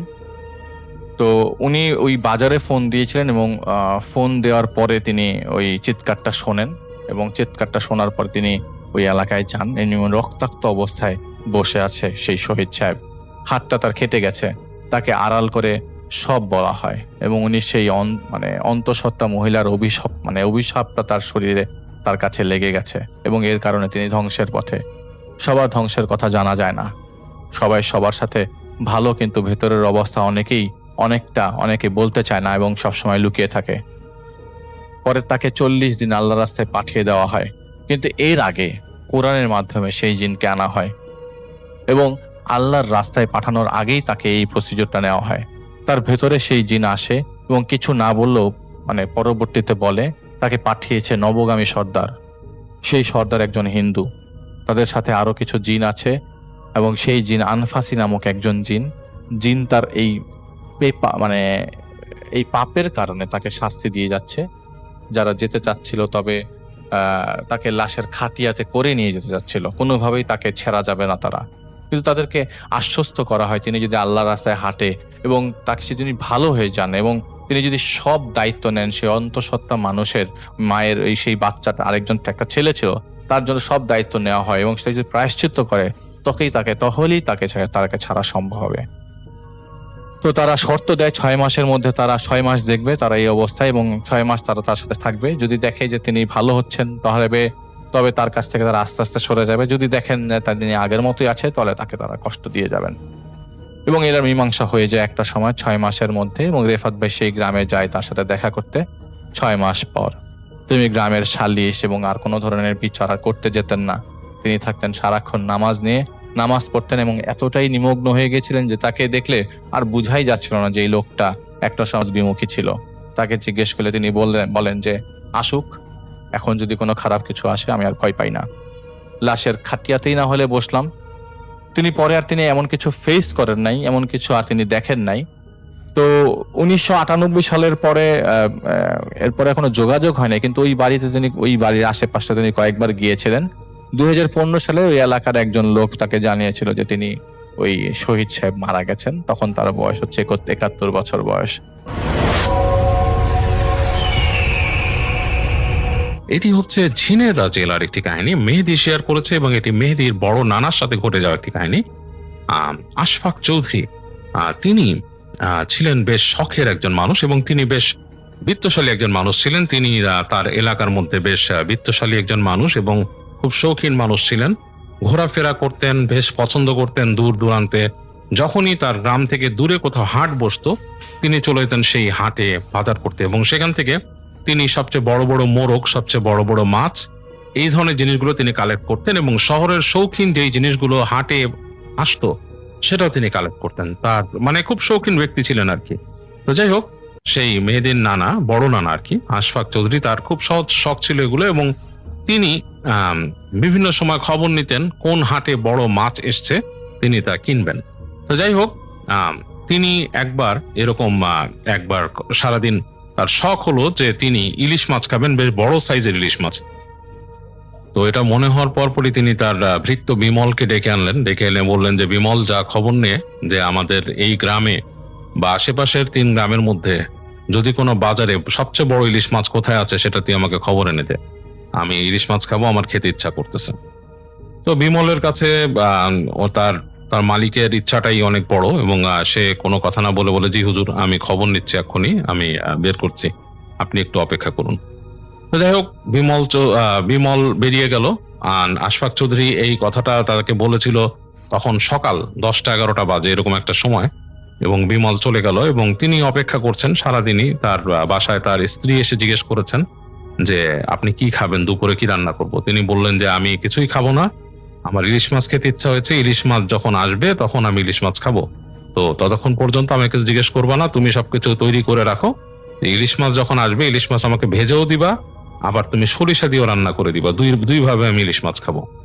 তো যাই হোক, আশফাক চৌধুরীর কথা শুনে তার স্ত্রী একটু মানে চটে গেলেন, কারণ তার তার তার অভ্যাসই ছিল যে তার স্বামী যখন নাকি তার কাছে এইসব আবদার করতো, তিনি ঠিকই রান্না করে দিতেন, কিন্তু তিনি তার চেহারাটাকে একটু ভিন্ন রকম করে ফেলতেন, এবং মানে একটু ঠেস দিয়ে দিয়ে রাগ করে করে চলে যেতেন সেখান থেকে। তো যাই হোক, এরকম করেই তিনি চলে গেলেন। আশফাক চৌধুরী চা খাচ্ছেন আর তিনি অপেক্ষা করছেন বিমলের জন্য। এরকম হতে হতে সময় পার হচ্ছে। দুপুর গড়িয়ে বিকেল হয়ে গেল। আশফাক চৌধুরীর মেজাজ খুব চড়া হয়ে গেল, কারণ তার ক্ষুধাও লেগেছে বেশ। তো তার স্ত্রী এসে জিজ্ঞেস করলো যে, কি ব্যাপার, আপনাকে বললাম যে কি আপনার খাবারের জোগাড় করতে বললেন, বিমলের কোনো খবর নেই। তো তিনি বললেন যে, আমাকে মুড়ি দাও, আমাকে মুড়ি দাও, গুড় দাও, আমি সেটা খাবো, আর আমি দেখি বিমলের কি। তো তিনি তার আরেকজন ভৃত্যকে ডাকলেন, ডেকে বিমলের খবর নিতে বললেন। তো সেও চলে গেল, এবং আশফাক চৌধুরী মুড়ি গুড় খাচ্ছেন। এর মধ্যে টিপ টিপ বৃষ্টি পড়া শুরু হলো। টিপ টিপ বৃষ্টি পড়ে বিকাল গড়িয়ে গেল, প্রায় সন্ধ্যা হয়ে আসছে। এই সময় তার ভৃত্য খবর নিয়ে আসলো যে বিমল আসছে, দূর থেকে আসছে। তো বললো, বিমলের হাতে মাছ আছে? বললো যে, না হুজুর, বিমলের হাতে কোনো মাছ নেই। আশফাক চৌধুরীর প্রচন্ড রাগ উঠলো। রাগ ওঠার পর তিনি মানে একদম মানে প্রচন্ড অগ্নিশর্মা হয়ে গেলেন, প্রচন্ড রেগে গেলেন। তিনি আর কি মানে ভাষা খুঁজে পাচ্ছেন না কিছু বলার। বিমলকে তো আসলে মানে বিশাল রকম তিনি বকবেন এরকম। তো যাই হোক, এর মধ্যে যখন সন্ধ্যা হয়ে গেছে প্রায়, এই সময় বিমল আসলো। আসার পর বলল যে, হুজুর, আমি তো বাজারে খুঁজছি, কিন্তু আপনি যেরকম বড় মাছ বলছেন সেরকম বড় কোন ইলিশ মাছ আমি আমাদের বাজারেও পাইনি, 3 গ্রামেও পাইনি। তো শেষ গ্রামের খবর আমি নিছি, সেখানে নাকি মাছ উঠে, এখন গেলে সেখানে তো মাছ কেমন পাওয়া যায় আমি জানি না। তো আশফাক চৌধুরী গেলেন, খুব রাগ করে উঠলেন। তিনি রাগ করে উঠে বিমলকে বললেন যে, তোর তোর তোর তোর যাওয়া লাগবে না, তুই আমার সামনের থেকে যা, আমি যাবো, এখন বেরোবো। তো তিনি বাসার থেকে রাগ করে বেরোলেন, মানে যেরকম ছিলেন তার সাথে শুধু পাঞ্জাবিটা পরে তিনি তার টাকা পয়সা মানে যা লাগে টুকিটাকি বাজার করতে এগুলো নিয়ে তিনি রওনা দিলেন, এবং তার স্ত্রীকে বলে গেলেন যে, তুমি রান্না জোগাড় করো, আমি রাতে মাছ খাবো। এই বলে তিনি হেঁটে বেরোলেন। তো তিনি হেঁটে যাচ্ছেন, এবং তিনি তারপর খেয়াল করলেন যে তার পিছনে পিছনে বিমলকে তিনি রাগ করে বলেছেন, কিন্তু বিমল ঠিকই আসছে, তার পিছনে পিছনে বিমল ঠিকই আসছে। দূরেতে তো তার রাগটা এক সময় একটু কমলো। সেই সময় গ্রামের রাস্তায় চলাচলের খুব একটা মানে ব্যাপার ছিল না। তখন গ্রামের রাস্তায় গরুর গাড়ি চলতো, আর কোনো কোনো সময় 3 চাকার ভ্যান চলতো, তাও খুব মানে খুব একটা মানে ভালো মানে খুব মানে এটা দেখা পাওয়া খুব কঠিন ছিল। সবসময় 3 চাকার ভ্যান দেখা পাওয়া যেত না, গরুর গাড়িটা মাঝে মাঝে পাওয়া যেত। আর বেশিরভাগ মানুষই হেঁটে চলে, হেঁটে পায়ে হেঁটে বিভিন্ন জায়গায় যাওয়া আসা করতো। তো যাচ্ছেন আশফাক চৌধুরী, বৃষ্টি পড়েছে, রাস্তা ভিজে গেছে, কাদা কাদা হয়ে গেছে, এরকম অবস্থা দিয়ে তিনি যাচ্ছেন, এবং অন্ধকার হয়ে গেছে। তো তিনি তার সাথে তার যে টর্চ লাইট, মানে ফ্ল্যাশ লাইট, যেটাকে টর্চ লাইট বলতো তখন, সেই টর্চ লাইট তিনি নিয়েছেন। তিনি তার সাথে একটা মাফলার নিয়েছেন, এবং তার সাথে তার একটা ব্যাগ আছে যেটাতে তিনি জিনিসপত্র কিছু নেন, তার প্রয়োজনীয় কাগজপত্র বা জিনিসপত্র ক্যারি করেন। এরকম তিনি যাচ্ছেন হেঁটে হেঁটে, অন্ধকার হয়ে গেছে, ফ্ল্যাশ লাইট মারছেন মাঝে মাঝে, রাস্তায় দেখে নিচ্ছেন, হেঁটে যাচ্ছেন। চারপাশে ব্যাঙের আওয়াজ, ঝিঝি পোকার আওয়াজ, আর তিনি মাঝে মাঝে ঘুরে ফ্ল্যাশ লাইট মারছেন। বিমল দূরে দূরে আসছে। তো তিনি বিমলকে বললেন, তুই আয়, কাছে আয়। তোর মানে দূরে থাকা লাগবে না, কাছে আয়। তো বিমল আস্তে আস্তে তার কাছে চলে এলো। তো হেঁটে যাচ্ছেন, উনি মাঝে মাঝে জিজ্ঞেস করলেন যে তাকে যে ওই বাজারে গেছিলি, কি দেখলি ওখানে, ওখানে মাছের কি অবস্থা, ভাও কি কিরকম? তো বিমল বলল যে হুজুর আমি তো আসলে মাছ তেমন দেখি নাই, আপনি বলছেন তাই খবর নিলাম, এই বাজারগুলোতে ইলিশ মাছ তেমন কিছু নাই, ছোট দুই একটা ছিল যেগুলো জাটকা টাইপের, ওগুলো আসলে আপনি বলছেন বড় মাছ নিতে, তো এর জন্য আমি আর সাহসও করি নাই ওগুলো দেখা। তো তিনি চলতে লাগলেন। তো এক সময় অনেক দূর চলতে চলতে তারা এক সময় যে যেই হাটের কথা সেখানে তারা পৌঁছেছেন, কিন্তু সেই হাটটা 8টার দিকে, রাত 8টার দিকে বন্ধ হয়ে যায়, রাত 8টার পরে সেই হাট থাকে না। তো তারা যখন পৌঁছেছেন সেখানে তখন 8টা প্রায় বাজি ছুঁই ছুঁই করে, মানে মানে 8টার কাছাকাছি বেজে গেছে, এবং হাট এর প্রায় বেশিরভাগ দোকানপাট বন্ধ হয়ে গেছে। মাছের যে জায়গাটা যেখানে মাছ বিক্রি হয় সেই জায়গাটায় যে দেখলো যে সেই জায়গাটা বেশ মানে 1-2টা মাছের দোকান আছে। তো আশফাক চৌধুরীর মন খুব খারাপ হয়ে গেল। তিনি ভাবলেন যে এই যে জিদ করে আজকে সারাদিন না খেয়ে থাকা, বা তার যে এই অভ্যাসটা যে তার ইচ্ছা করলে কিছু খেতেই হবে, এই অভ্যাসটা তার চেঞ্জ করতে হবে। তিনি এটা মনে মনে ভাবছেন যে এটার জন্য আসলে সারাদিনই বিপর্যয় হলো। তিনি তেমন কিছুই খান নাই, তার সাথে তিনি জানেন যে তার স্ত্রীও খাননি, এবং একটা মানে বাজে অবস্থা, এবং তিনি রাগ দেখিয়ে যে হেঁটে আসলেন এত দূর, রাত হয়ে গেছে। তো শেষের দিকে তিনি দেখলেন যে কয়েকটা মাছের দোকান খোলাতে, তিনি তাড়াতাড়ি হেঁটে গেলেন ওখানে বিমলকে নিয়ে, এবং খুঁজে যে তৃতীয় দোকানটা ঝাপ বিক্রি করছে তিনি জিজ্ঞেস করলেন কি কি মাছ, সেই লোকটা ইলিশ মাছ বিক্রি করছিল। তো তার কুপি জ্বলছে, এবং তার ঝাপ তিনি লোকটা তার মাছগুলোকে একটা বড় ঝুড়ির মধ্যে রেখে, বরফের মধ্যে রেখে সে মানে ঝাপ নামিয়ে দিয়েছে। তো তিনি বললেন যে ভাই একটু এটা সরান, আমি মাছ নিব। লোকটা বলছে না আমি এখন বন্ধ করে দিছি, এখন আর কারবার করবো না, আমার শেষ, আমি মাছ নামাই ফেলতে। তো তিনি অনেক তাকে অনুরোধ করেন যে দেখেন আমি অনেক দূর থেকে আসছি, জাস্ট এই মাছ নেওয়ার জন্য, শুধু এই একটা মাছ আমি কিনবো এই কারণে আসছি, বা আপনি একটু খুলেন। তো লোকটা অবাক হয়ে তার দিকে একটু তাকালো, তাকায় শেষ পর্যন্ত বিরক্ত হয়ে লোকটা তার ঝাপ সরালো। তো যাই হোক, সেখানে ঝাঁপে নেড়ে দেখলেন যে বেশ কিছু মাছ আছে। তো তার মধ্যে সে বললেন যে ভালো মাছ কি নাই? তখন লোকটা বললো হ্যাঁ একটা বড় মাছ আছে, এটা আমি রাখছি, এটাকে আমি ভালো মতো বরফ দিয়ে রাখছি, আপনি নিলে বের করবো, আর নইলে আমি এটা কালকে হাটের জন্য আমি রাখবো আর কি, কালকে বিক্রি করব। তো তিনি বললেন যে এখানে অবশ্য সবসময় হাট বসতো না, ওখানে সপ্তাহে 3 দিন হাট বসতো, 4 দিন বসতো না। তো যাই হোক, ওই 3 দিনেই তারা ব্যবসা করতো মাছওয়ালারা। তো তিনি বলেন যে বড় মাছটাই আমাকে দেখান। তো সেই মাছওয়ালা তাকে করলো কি, সবচেয়ে বড় মাছটা বের করে দেখালো। তো বেশ বড় সাইজের একটা মাছ, মানে 2.5 কেজির মতো ওজন হবে, বেশ বড় সাইজের মাছ। এরকম ইলিশ মাছ সচরাচর দেখা যায় না। এরকম একটা ইলিশ মাছ তো বের করলেন। তো উনি দেখে খুব পছন্দ হলো আশফাক চৌধুরী, তিনি এরকমই একটা মাছ খেতে চেয়েছিলেন। তো তিনি তার লোকটার সাথে দামাদামি করে, টুকিটাকি দামাদামি, বেশি একটা হলো না, তো যাই হোক কিনে ফেললেন মাছটি। তো মাছটা কেনার পরে তিনি বেশ সুন্দর করে বললেন যে মাছটা আমাকে দিয়ে দাও। তো লোকটা বললো যে আপনার কাছে ব্যাগ আছে? তো তার কাছে তখন বাজারের কোনো ব্যাগ ছিল না, বাজারের থলে ছিল না।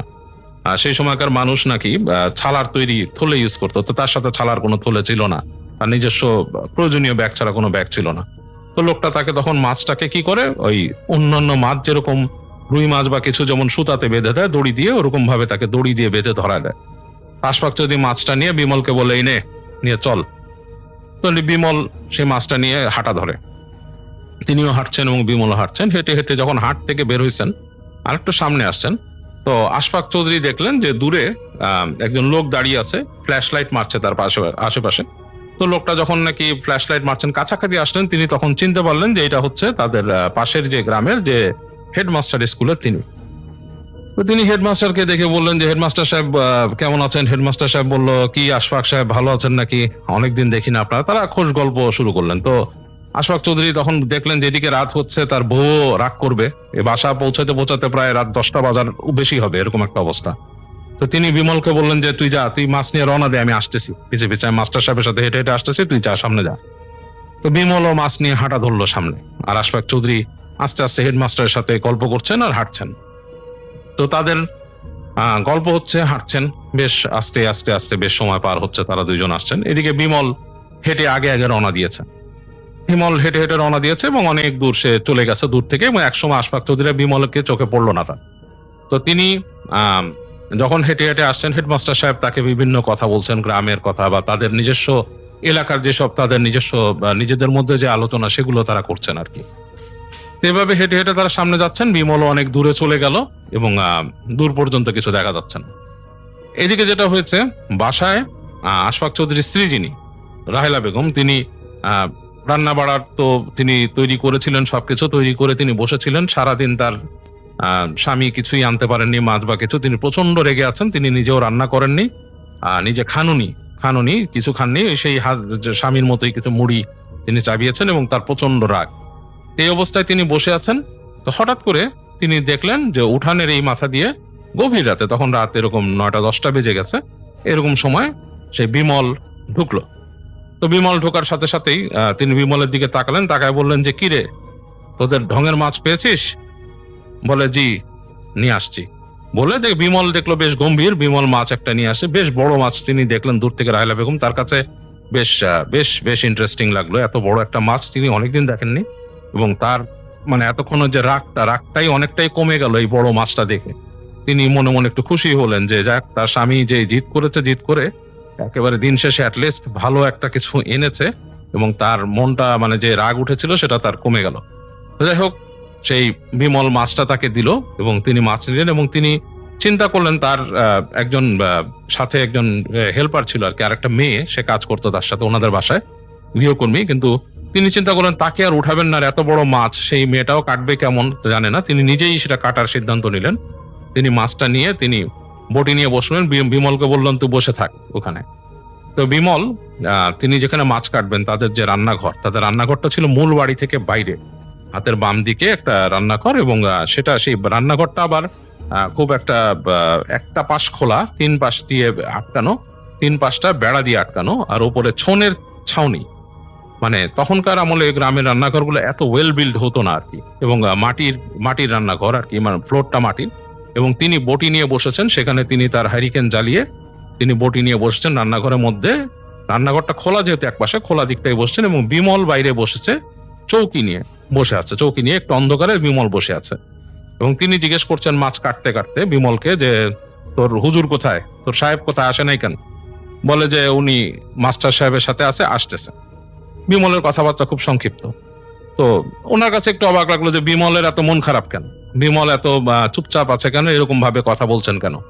তো তিনি একটু অবাকই হলেন, বাট একদিক দিয়ে মনে করলেন যে হয়তো এত পথ হেঁটে আসছে বিমলের হয়তো টায়ার্ড হয়ে গেছে, এই মনে করে তিনি মাছ কাটছেন। যাই হোক, তার মাছ কাটা শেষ হলো, তিনি রান্নাঘরের পাশেই সেগুলোকে ধুলেন, পরিষ্কার করলেন, এবং পুরো টাইমটা বিমল বসে আছে ওখানে। তো তিনি অবাক হলেন যে বিমল অন্যান্য সময় কখনো এখানে বসে থাকে না, বিমল বসলেও ওখান থেকে চলে যায়। তারপর ভাবলেন হয়তো হেঁটে আসছে, ক্লান্ত হয়ে গেছে, বা ওনার কোনো সাহায্য লাগবে নাকি, হয়তো এটা চিন্তা করে বিমল বসে আছে। তো তিনি আর কিছু না বলে তিনি মাছগুলোকে পরিষ্কার করে ধুয়ে টুয়ে তারপর রান্নার ব্যবস্থা করলেন, চুলায় আগুন চড়ালেন। চুলায় আগুন চড়ায় তিনি মাছগুলোকে তেল দিলেন, তেল দিয়ে সেটাকে সরিষার তেল দিয়ে ভাজলেন। তো মাছ যখন ভাজছেন, বিশাল মানে মাছে অনেক তেল ছিল, বিশাল ঘ্রাণ হয়ে গেছে চারিপাশে, ইলিশ মাছের ভাজার ঘ্রাণ।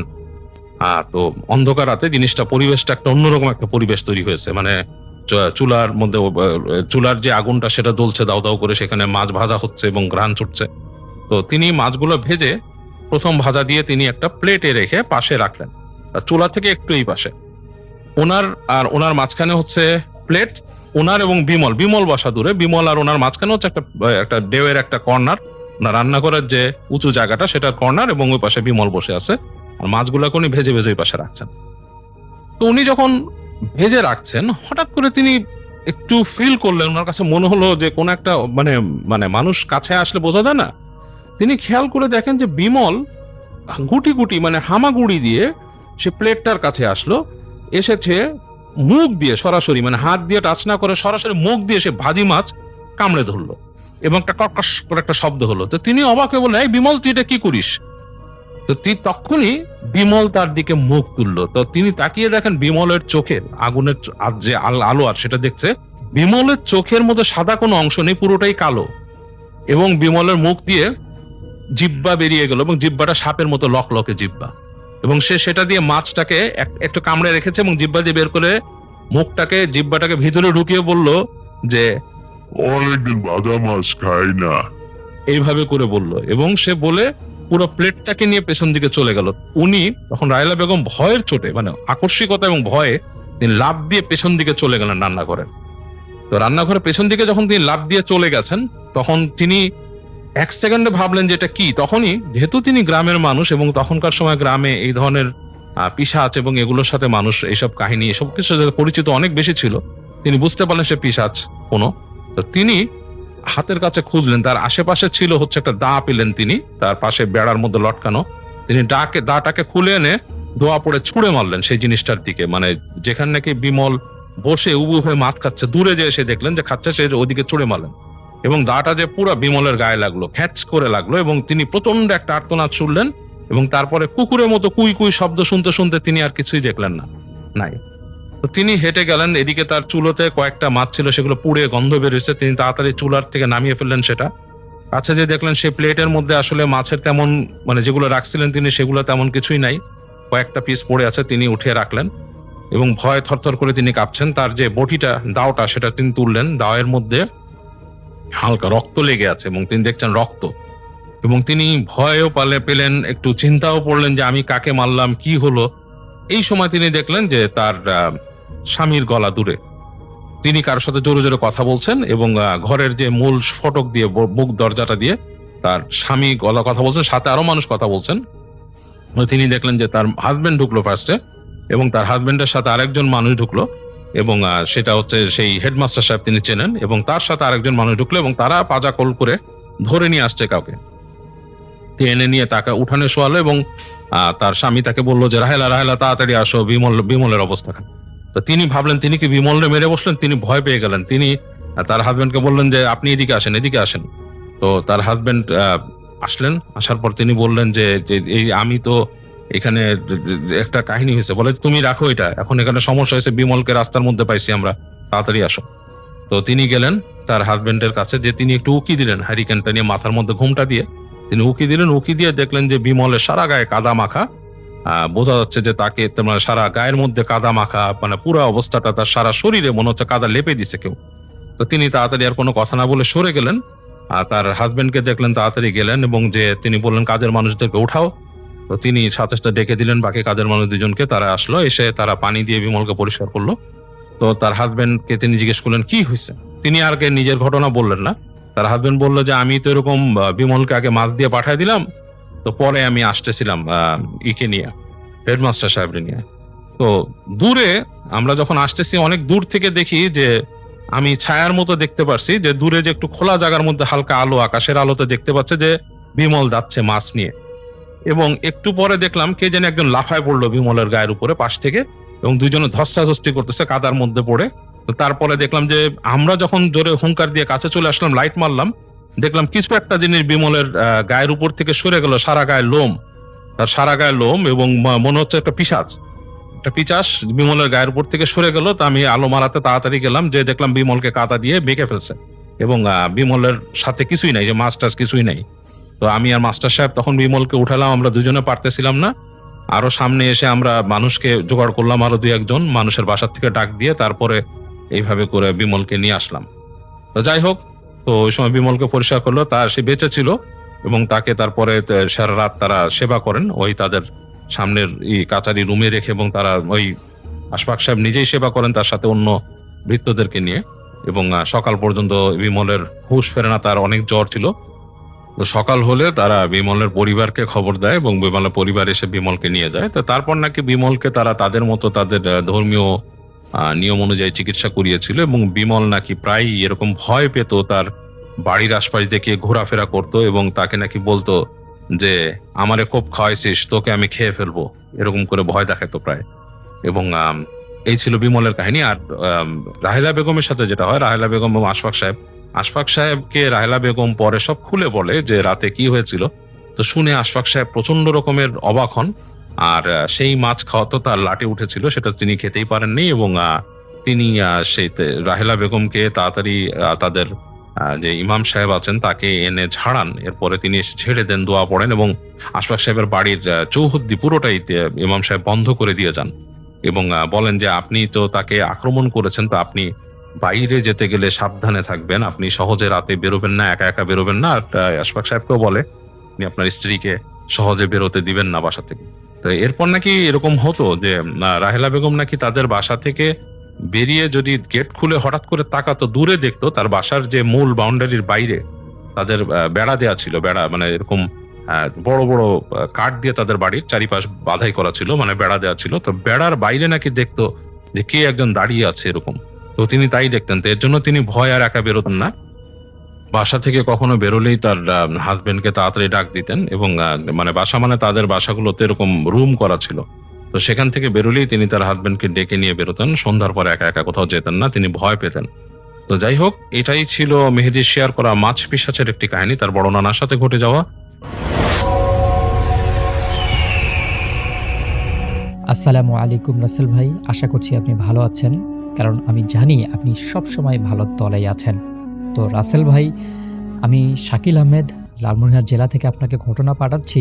আর আজকে যেই ঘটনাটি আমি আপনার সঙ্গে শেয়ার করব, এই ঘটনাটা রংপুর জেলার বদরগঞ্জ উপজেলার একটি ঘটনাটা আমার একজন বন্ধু পাঠিয়েছিল। ঠিক সে যেভাবে পাঠিয়েছে আমি সেভাবেই বলার চেষ্টা করছি।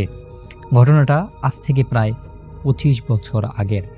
তখন আমি সবেমাত্র নবম শ্রেণীর ছাত্র। আমাদের গ্রামটা ছিল খুবই সুন্দর। মানে দিনের বেলায় গ্রামের সৌন্দর্য দেখে মনে হতো পৃথিবীর সবথেকে নিরাপদ জায়গাগুলোর অন্যতম একটি জায়গা হচ্ছে আমাদের এই গ্রামটি। কিন্তু রাত নামলেই সেই একই গ্রাম যেন এক অন্য জগতে রূপ নিত। গ্রামের এমন একটা দৃশ্য হতো যেন মনে হতো কোনো একটা ভুতুরে বাড়ির মধ্যে ঢুকে গেছি। যাই হোক, আমার ফুপুর বাড়ি ছিল আমাদের বাড়ি থেকে প্রায় 25 কিলোমিটার দূরে। বাড়িটার পিছনে বিশাল বড় একটা সুপারির বাগান ছিল। আর এই ফুপুর বাড়িটাকে নিয়েই আমার আজকের ঘটনা। যেই সুপারির বাগানটার কথা বললাম, সেই সুপারির বাগানের মাঝখানে দাঁড়িয়েছিল একটা প্রাচীনতম গাব গাছ। গাব গাছ হয়তো আপনারা অনেকেই চিনে থাকবেন। ওই কেমন মানে এটা ফল খায়, আবার কেউ খায় না। কিন্তু এই গাব গাছ অনেক উপকারী একটা গাছ, ওষুধি একটা গাছ। গাছটি এতটাই পুরনো ছিল যে গ্রামের সব থেকে বয়স্ক মানুষও বলতে পারেন না এই গাছটার কত বছর বয়স হয়েছে। গাছটি নিয়ে অনেক রকমের প্রাচীনতম ঘটনা আমি শুনেছি। কিন্তু সবথেকে ভয়ানক একটা বিষয় হচ্ছে যে অনেকেই বলতো রাতের বেলায় গাছের নিচে সাদা কাপড় পরা একজন বৃদ্ধ লোক বসে থাকতে দেখা যায়। কেউ বলতো সেখানে আগুনের গোলা বেরিয়ে যায়। আবার কেউ দাবি করত গভীর রাতে গাছের ডাল থেকে মানুষের কান্নার শব্দ শোনা যায়। আবার মাঝে মাঝে নাকি কেউ দেখতো যে গাছটা পুরো ভেঙে গেছে, কিন্তু পরদিন সকালে সব ঠিকঠাকই আছে। এসব কথা আমরা ছোটবেলা থেকেই শুনে এলেও কখনো গুরুত্ব দেইনি, কারণ রাসেল ভাই বর্তমান যুগে আসলে জিন ভূত এই সমস্যাটা কিন্তু আমাদের কাছে তেমন ইম্পর্টেন্সে না। কিন্তু সমস্যা শুরু হয় আমার ফুফাতো বোন মেহরিনকে ঘিরে। মেহরিন ছিল খুবই শান্ত স্বভাবের একটা মেয়ে, দেখতে খুবই সুন্দর, ভদ্র এবং ধর্মভীরু একটা মেয়ে। সবসময় হিজাব পরতো, সবসময় চেষ্টা করতো নিজেকে আড়াল করে রাখতে। আর এমন একটা মেয়েকে গ্রামের সব মহিলারাই খুব ভালোবাসত। কিন্তু হঠাৎ করেই তার জীবনে একের পর এক সব অদ্ভুত ঘটনা ঘটতে থাকে, যা তার জীবনটাকে একদমই পরিবর্তন করে দেয়। প্রথম দিকে বিষয়গুলো তেমন গুরুত্ব পায়নি, যেমন রাতে হঠাৎ করে ঘুম ভেঙে যাওয়া, হঠাৎ করে ভয় পাওয়া কিংবা দুঃস্বপ্ন দেখা। আবার মাঝে মধ্যে হঠাৎ করে রাতের বেলা বারান্দায় বসে থাকা। সব কিছুই প্রথম দিকে স্বাভাবিক মনে হয়েছিল, কিন্তু কয়েক সপ্তাহের মধ্যে পরিস্থিতি এতটাই ভয়ানক রূপ নিতে শুরু করলো যে পুরো বাড়ির ঘুম হারাম হয়ে যায়। একদিন ভোরে ফুপু ঘুম থেকে উঠে দেখেন মেহরিন উঠানের মধ্যে উঠানের একদম মাঝখানে দাঁড়িয়ে আনমনা হয়ে তাকিয়ে আছে। তার চোখগুলো খোলা, কিন্তু যেন মনে হচ্ছে সে ওখানে একদম নিস্তির অবস্থায় চোখ খুলে খুলে ঘুমাচ্ছে। ফুপু ডাকতেই মেহরিন কোনো সাড়া দিল না। আবার ডাকলো, কোনো সাড়া দিল না। এরপর ফুপু কাছে গিয়ে কাঁধে হাত রাখতেই মেহরিন ধীরে ধীরে মাথা ঘুরিয়ে তাকালো। মনে হচ্ছে যে স্লো মোশনে সে মাথা ঘুরিয়ে ফুপুর দিকে তাকিয়েছে। সেদিন তার চোখের চাহনি দেখে ফুপু ভয়ে চিৎকার করে ওঠেন। ফুপু বলেন চোখ দুটো এতটাই অস্বাভাবিক স্থির রকমের ছিল, যেন মানুষের চোখ নয়, মনে হচ্ছে কোনো একটা ভয়ঙ্কর চোখের চাহনি। এর পরেক্ষণেই মেহরিন মাটিতে লুটিয়ে পড়ে। জ্ঞান ফেরার আসার পর সে কিছুই মনে করতে পারেনি। মানে সে যে বাহিরে ছিল, সে যে তার মায়ের দিকে দেখেছে, এ কোনো কিছুই সে বলতে পারে না। এরপর শুরু হয় আরও একটি ভয়ানক ঘটনা। প্রতিদিন রাত ৩টার দিকে সে ঘুম থেকে চিৎকার করে উঠত, একই কথা বারবার বলছে, ওটা আবার এসেছে, ওটা গাছের নিচে দাঁড়িয়ে আছে, ওটা আমাকে ডাকছে, আমি সেখানে যাব। আরও বিভিন্ন রকমের বাক্য চয়ন করত মেহরিন। প্রথমে সবাই ভাবছিল হয়তো স্বপ্ন দেখেছে, হয়তো দুঃস্বপ্ন দেখেছে, কিন্তু একদিন ফুপু তাকে জিজ্ঞাসা করেন, মেহরিন, তোমাকে কে ডাকছে? তুমি কি বলছো? তুমি এগুলো ভেবে বলতেছো তো? এই প্রশ্নের উত্তরে মেহরিন কাঁপা কাঁপা গলায় উত্তর দিয়েছিল, একটা গুই সাপ আমাকে ডাকে, আমি তার কাছে যাব। কথাটা শুনে সবাই হেসে উড়িয়ে দিয়েছিল। মনে করেছিল সবাই মেহরিনকে জিন ধরেছে, বা সে খুব বেশি লেখাপড়া করার কারণে তার মাথা পাগল হয়ে গেছে। কিন্তু মেহরিন সেদিন একদমই হাসেনি। তার মুখে এমন একটা আতঙ্ক এবং এমন একটা ভয়ের ছাপ ছিল যা অভিনয় করা কখনোই সম্ভব নয়। সে বলেছিল গুইসাপটি সাধারণ কোনো প্রাণী নয়, তার দুটো চোখ মানুষের মতো বড়, আর সে সব সময় ডাব গাছের নিচে বসে থাকে। প্রথমে দূর থেকে তাকিয়ে থাকতো, এখন আমার কাছাকাছি আসে, এখন আমাকে নিয়ে যেতে চায়। আরও বিভিন্ন রকমের কথা বলতে শুরু করে মেহরিন। দিন যাচ্ছিল, মেহরিন ততই শুকিয়ে যাচ্ছিল। খাবারে অরুচি দেখা দিল, মাঝে মাঝে একা একা কথা বলতো, মাঝে মাঝে ঘুম থেকে উঠে আনমনা হয়ে কার সাথে জানে বিড়বিড় করে কিছু কথা বলতো। আবার কখনো এমন অট্ট হাসি হাসতো যা একটা ছেলের পক্ষেই সম্ভব, কোনো মেয়ে এভাবে হাসতে পারে না। আবার মাঝে মাঝে এমন বেশি কান্না করতো যা দেখে মানুষ ভাবতো যে সত্যি তার কোনো সমস্যা হয়েছে। কিন্তু একদিন বিকালে আমি নিজেই একটি ঘটনা প্রত্যক্ষ করি। সেদিন বাড়ির সবাই কাজে ব্যস্ত ছিল, আমি উঠানে বসে মোবাইল টিপছিলাম। হঠাৎ দেখে মেহরিন ধীরে ধীরে বাগানের দিকে হাঁটছে। তার হাঁটার ভঙ্গি ছিল একদমই অস্বাভাবিক, মনে হচ্ছিল যেন কেউ তাকে টেনে টেনে নিয়ে যাচ্ছে। আমি বেশ খানিকটা অবাক হয়ে তাকে ডাকলাম, মেহরিন, এই মেহরিন, কিন্তু সে কোনো কিছু শুনল না। আমি ভাবলাম, কিরে, এর আবার কি হলো হঠাৎ করে? চেয়ে দেখলাম যে আসলে কি হয়। দেখলাম যে না, সে তার মতো হেঁটেই চলছে।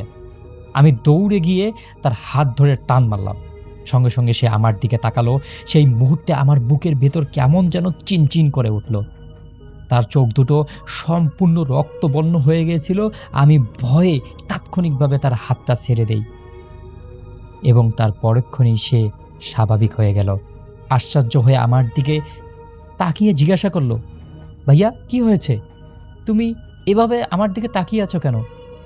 আমি সেদিন কাউকে কিছু বলিনি, কিন্তু সেদিন রাত থেকেই আমিও অস্বস্তিবোধ অনুভব করি। রাত গভীর হলেই বাড়ির পিছন থেকে একটা অস্বাভাবিক শব্দ আসতে শুরু করে। মনে হতো কেউ শুকনো পাতার উপর দিয়ে হাঁটছে, আবার কখনো কখনো মনে হতো কোনো ভারী প্রাণী সুপারির বাগানের উপর ঘুরে বেড়াচ্ছে। অনেক কবার সাহস করে জানালার দিকে তাকিয়েছিলাম, কিন্তু তেমন কোনো কিছুই দেখতে পারিনি। পুরো ফুফুর বাড়িটাই আমার কাছে একটা অদ্ভুত বাড়ি হিসেবে পরিচিত হয়। তারপর এলো সেই ভয়ানক রাত, যেই রাতে পুরো পরিবার নিশ্চিত হয় যে মেহরিনের সাথে যেই বিষয়গুলো হচ্ছে সেই বিষয়গুলো একদমই স্বাভাবিক নয়। একদিন মাঝরাতে হঠাৎ করেই চিৎকার করে মেহরিনের ঘুম ভেঙে যায়। সবাই দৌড় দিয়ে মেহরিনের বাড়ি চলে যায়। সেদিন আমি ফুফুর বাড়িতেই ছিলাম। ঘরে ঢুকে আমরা যা দেখলাম তা আজও আমি ভুলতে পারিনি। দেখলাম মেহরিন বিছানার উপর বসে আছে, তার লম্বা চুলগুলো মুখের সামনে ঝুলে আছে, মাথা নিচু, কিন্তু সে কথা বলছে। মানে হরহর টাইপের যেই রকম কিছু মানে অবয়ব আছে, ঠিক সেই রকম টাইপের হয়ে আছে। কিন্তু সে যেই কণ্ঠে কথা বলছে তা তার নিজেরও নয়। আমি মেহরিনের কণ্ঠ স্পষ্টভাবে চিনি। সেটা মেহরিনের কণ্ঠ নয়, কণ্ঠটা ছিল গভীর কর্কশ এবং এতটাই ভয়ানক কণ্ঠস্বর যে সে ধীরে ধীরে বলছিল, আমি ওকে নিয়ে যাব, এটা আমার, এটা শুধুই আমার, অনেক আগেই আমার হয়ে গেছে। ঘরের বাতাস এমন একটা দোলা দিয়ে যায় যেন মনে হচ্ছে পুরো ঘরটাই একটা কাঁপনি উঠে যায়। এরপর ফুপুই খুব জোরে চিৎকার করে কান্না করে পড়ল। আর সেই রাতের পরেই সিদ্ধান্ত নেওয়া হলো একজন অভিজ্ঞ কবিরাজের সাহায্য নেওয়া হবে। কিন্তু এই অভিজ্ঞ কবিরাজ কোথায়? এলাকায় যেই কবিরাজ ছিল সেই কবিরাজ তাকে চিকিৎসা করতে অস্বীকৃতি জানায়। আর সেই সিদ্ধান্তই আমাদের নিয়ে যায় আরও ভয়ঙ্করের দিকে। ভয়ঙ্কর রাতের দিকে সে প্রথম মানে কি বলে, আমরা যে সিদ্ধান্তটা নেই ওই যে মানে ভালো কবিরাজ দেখার, প্রথমে যখন ভালো কবিরাজ পাই না তখন আরও কঠিনভাবে সিদ্ধান্ত নেওয়া হয়। সবাইকে খোঁজখবর রাখা হয় কার কাছে আসল ভালো দক্ষ কবিরাজ আছে। আর সেই সিদ্ধান্তই আমাদের নিয়ে গিয়েছিল সেই ভয়ঙ্কর রাতের দিকে, যেই রাতে প্রথমবারের মতো আমরা সবাই গাব গাছের নিচে লুকিয়ে থাকা অন্ধকারের মুখোমুখি হয়েছিলাম। সন্ধ্যা নামার পর থেকেই পুরো বাড়িতে এক ধরনের চাপা উত্তেজনা কাজ করতে শুরু করলো। ফুপুর মুখে কোনো হাসি নেই, ফুপু সারাক্ষণ চিন্তায় মুখে উঠানোর দিকে পায়চারি করছে। আর মেহরিন নিজের ঘরে চুপচাপ বসে আছে, মাঝে মাঝে জ্বালানার ফাঁক দিয়ে বাড়ির পিছনের সুপারি গাছের দিকে সে তাকিয়ে থাকে। সেদিন আমি স্পষ্টভাবে লক্ষ্য করেছিলাম সূর্য ডোবার পর থেকেই মেহরিনের আচরণ ধীরে ধীরে বদলাতে শুরু করে। দিনের বেলায় সে মোটামুটি স্বাভাবিক থাকলেও রাত যতই গভীর হচ্ছে তার চেহারা যেন ততই অদ্ভুত রকমের পরিবর্তন দেখা যাচ্ছিল। রাত 8টার দিকে হঠাৎ করে সে খাবার খেতে অস্বীকৃতি জানায়। ফুপু অনেক অনুরোধ করে কিন্তু সে কোনো কথাই বলছে না। আজ খেতে ইচ্ছে করছে না, আজ আমি খাবো না, এমন কর্কশ গলায় কখনোই মেহরিন কথা বলেনি। এরপর খাবার টেবিল থেকে উঠে সে নিজেই নিজের ঘরে চলে গেল। রাত ঠিক 9টার দিকে আমাদের সেই ফুপুর বাড়িতে একজন দক্ষ কবিরাজ আছে। সেদিন তাকে আগের চেয়েও রহস্যজনক কবিরাজ লাগছিল।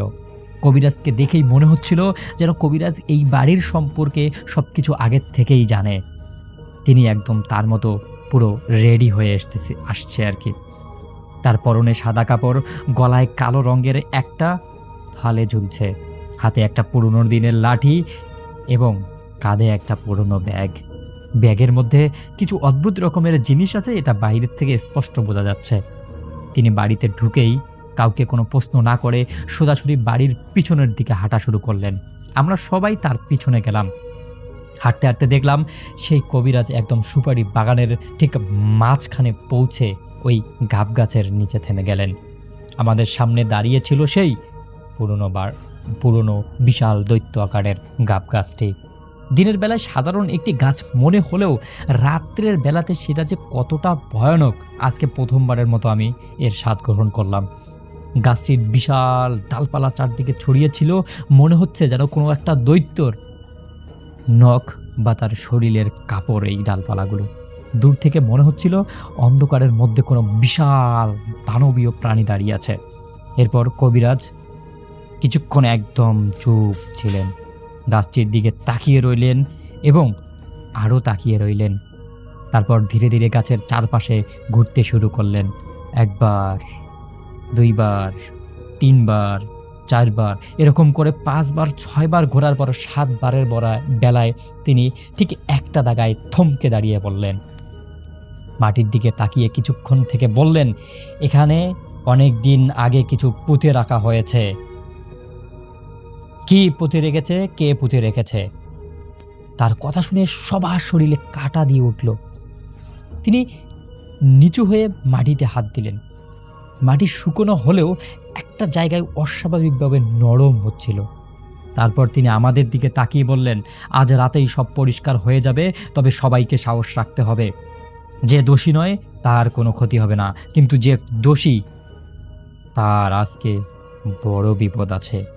তার কণ্ঠে এমন দীর্ঘতা ছিল যে তাকে কেউ কোনো প্রশ্ন করার সাহসই পেল না। এরপর শুরু হলো কবিরাজের আসল প্রস্তুতি। ঘরের ভিতরে একটা বড় কক্ষ বেছে নেওয়া হলো। সেখানে মাটিতে গোল বৃত্ত আঁকা হলো। বৃত্তের চার কোণে রাখা হলো খেজুরের ডাল। এরপর একটা বড় লাল রঙের কালো সাইজের মুরগি রাখা হলো। দুধ, রসগোল্লা, মাটির কলস, লাল কাপড় এবং অন্যান্য জিনিসপত্র সেই বৃত্তের ভিতরেই সাজিয়ে রাখা হলো। রাত বাড়তে থাকলো। ঘড়ির কাঁটায় তখন প্রায় রাত 11টা বাজে। সবাই বাইরে অস্বাভাবিকভাবে নীরবতা পালন করছে। মাঝে মাঝে ঝিঝি পোকার শব্দ আসতেছে, কিন্তু বাহির থেকে কোনো শব্দই আসতেছে না। মনে হচ্ছিল যেন পুরো গ্রামটা একদমই নিস্তব্ধ হয়ে আছে, কোনো কিছুর যেন অপেক্ষা করছে। হঠাৎ করেই দূর থেকে কোথাও শিয়ালের ডাক এসে আমাদের কানে ডিস্টার্ব দিল। তারপর আবার নিস্তব্ধতা। মেহরিনকে ঘরের মাঝখানে বসানো হলো। তার মুখ একদমই ফ্যাকাশে, চোখ দুটো কেমন যেন ক্লান্ত। মনে হচ্ছে এই চোখ দিয়ে কবিরাজকে সে একদম ভস্ম করে দিবে। এরপর কবিরাজ বললেন, ইমাম সাহেবকে ডাকেন। ইমাম সাহেবকে ডাকলেন এবং ইমাম সাহেবকে বসার জন্য একটা জায়গা দেওয়া হলো। আমাদের সবাইকে সূরা পড়তে বলা হলো। কিছুক্ষণ পর হেরিকেনের আলো নিভিয়ে দেওয়া হলো। ঘর অন্ধকার, যেন মনে হচ্ছে কোনো একটা অন্ধকার গুহার মধ্যে আমরা সবাই আটকে আছি। প্রথম 10 মিনিট কিছুই ঘটল না। সবাই নিঃশব্দে সূরা পড়ছিল এবং মনে মনে আল্লাহ আল্লাহ বলছিল। হঠাৎ আমার কানে একটা বিকট শব্দ আসলো। মনে হলো বাড়ির পিছনে কেউ একজন হাঁটছে, ধীরে ধীরে, টিপি টিপি, ভারী ভারী পায়ে। শব্দটা ক্রমশই আমাদের কাছে আসতেছিল। আমার বুকটা একদম ধুকপুক ধুকপুক শুরু হলো। এরপর টিনের চালের ওপর ধুপ করে একটা শব্দ হলো। এত জোরে শব্দ যেন ফুফু চমকে উঠে ধপ করে ফুফাকে চাপ দিয়ে ধরল। তারপর আরও একবার এরকম ধুপ ধুপ করে 3 বার শব্দ হচ্ছিল। মনে হচ্ছিল যেন আমাদের ছাদের ওপর কেউ হাঁটাহাঁটি করছে। কবিরাজ তখনই কবিরাজের কাজ করতেছিল এবং পাশে বসেই ইমাম সাহেব সূরা জিন পড়েই যাচ্ছেন। হঠাৎ করে মেহরিনের শরীর কেঁপে উঠল। প্রথমে হালকা, তারপর প্রবলভাবে। মনে হচ্ছিল শরীরের ভেতর কেউ যেন প্রবল আকারে নাড়া দিচ্ছে। এরপর সে ধীরে ধীরে মাথা তুলে তাকালো। আমি সেই দৃশ্য কখনোই ভুলতে পারবো না। সেই দৃশ্য আমার আজও মুখস্থ। তার চোখ দুটো পুরোপুরি লাল হয়ে গেছিল, চোখের মণি পর্যন্ত দেখা যাচ্ছিল না। এরপর সে এমনভাবে হাসতে শুরু করলো যা কোনো মানুষের পক্ষে হাসা সম্ভব না। কর্কশ, শুষ্ক আর অমানবিক পিশাচিক একটা হাসি। হাসির শব্দ শুনে আমার শরীর জমে গেল। ফুফু কান্না আরও বাড়তে শুরু করলো। ফুপা আমার ফুপিকে সান্ত্বনা দেওয়ার চেষ্টা করছে, কিন্তু কবিরাজ হাত তুলে সবাইকে একদমই চুপ করতে বললেন। মেহরিন হঠাৎ ভারী গলায় কথা বলতে শুরু করলো, কিন্তু সেই কণ্ঠ তার কোনোভাবেই ছিল না। সে বলতে শুরু করলো, তোরা আবার আমাকে ডাকলি? তোরা কেন আমাকে ডাকলি? ঘরের ভিতরে এমন একটা মুহূর্ত শুরু হলো যেন মনে হচ্ছিল ঘরের ভিতরটাতে আমার শ্বাস বদ্ধ হয়ে আসতেছিল। কবিরাজ শান্ত গলায় বলল,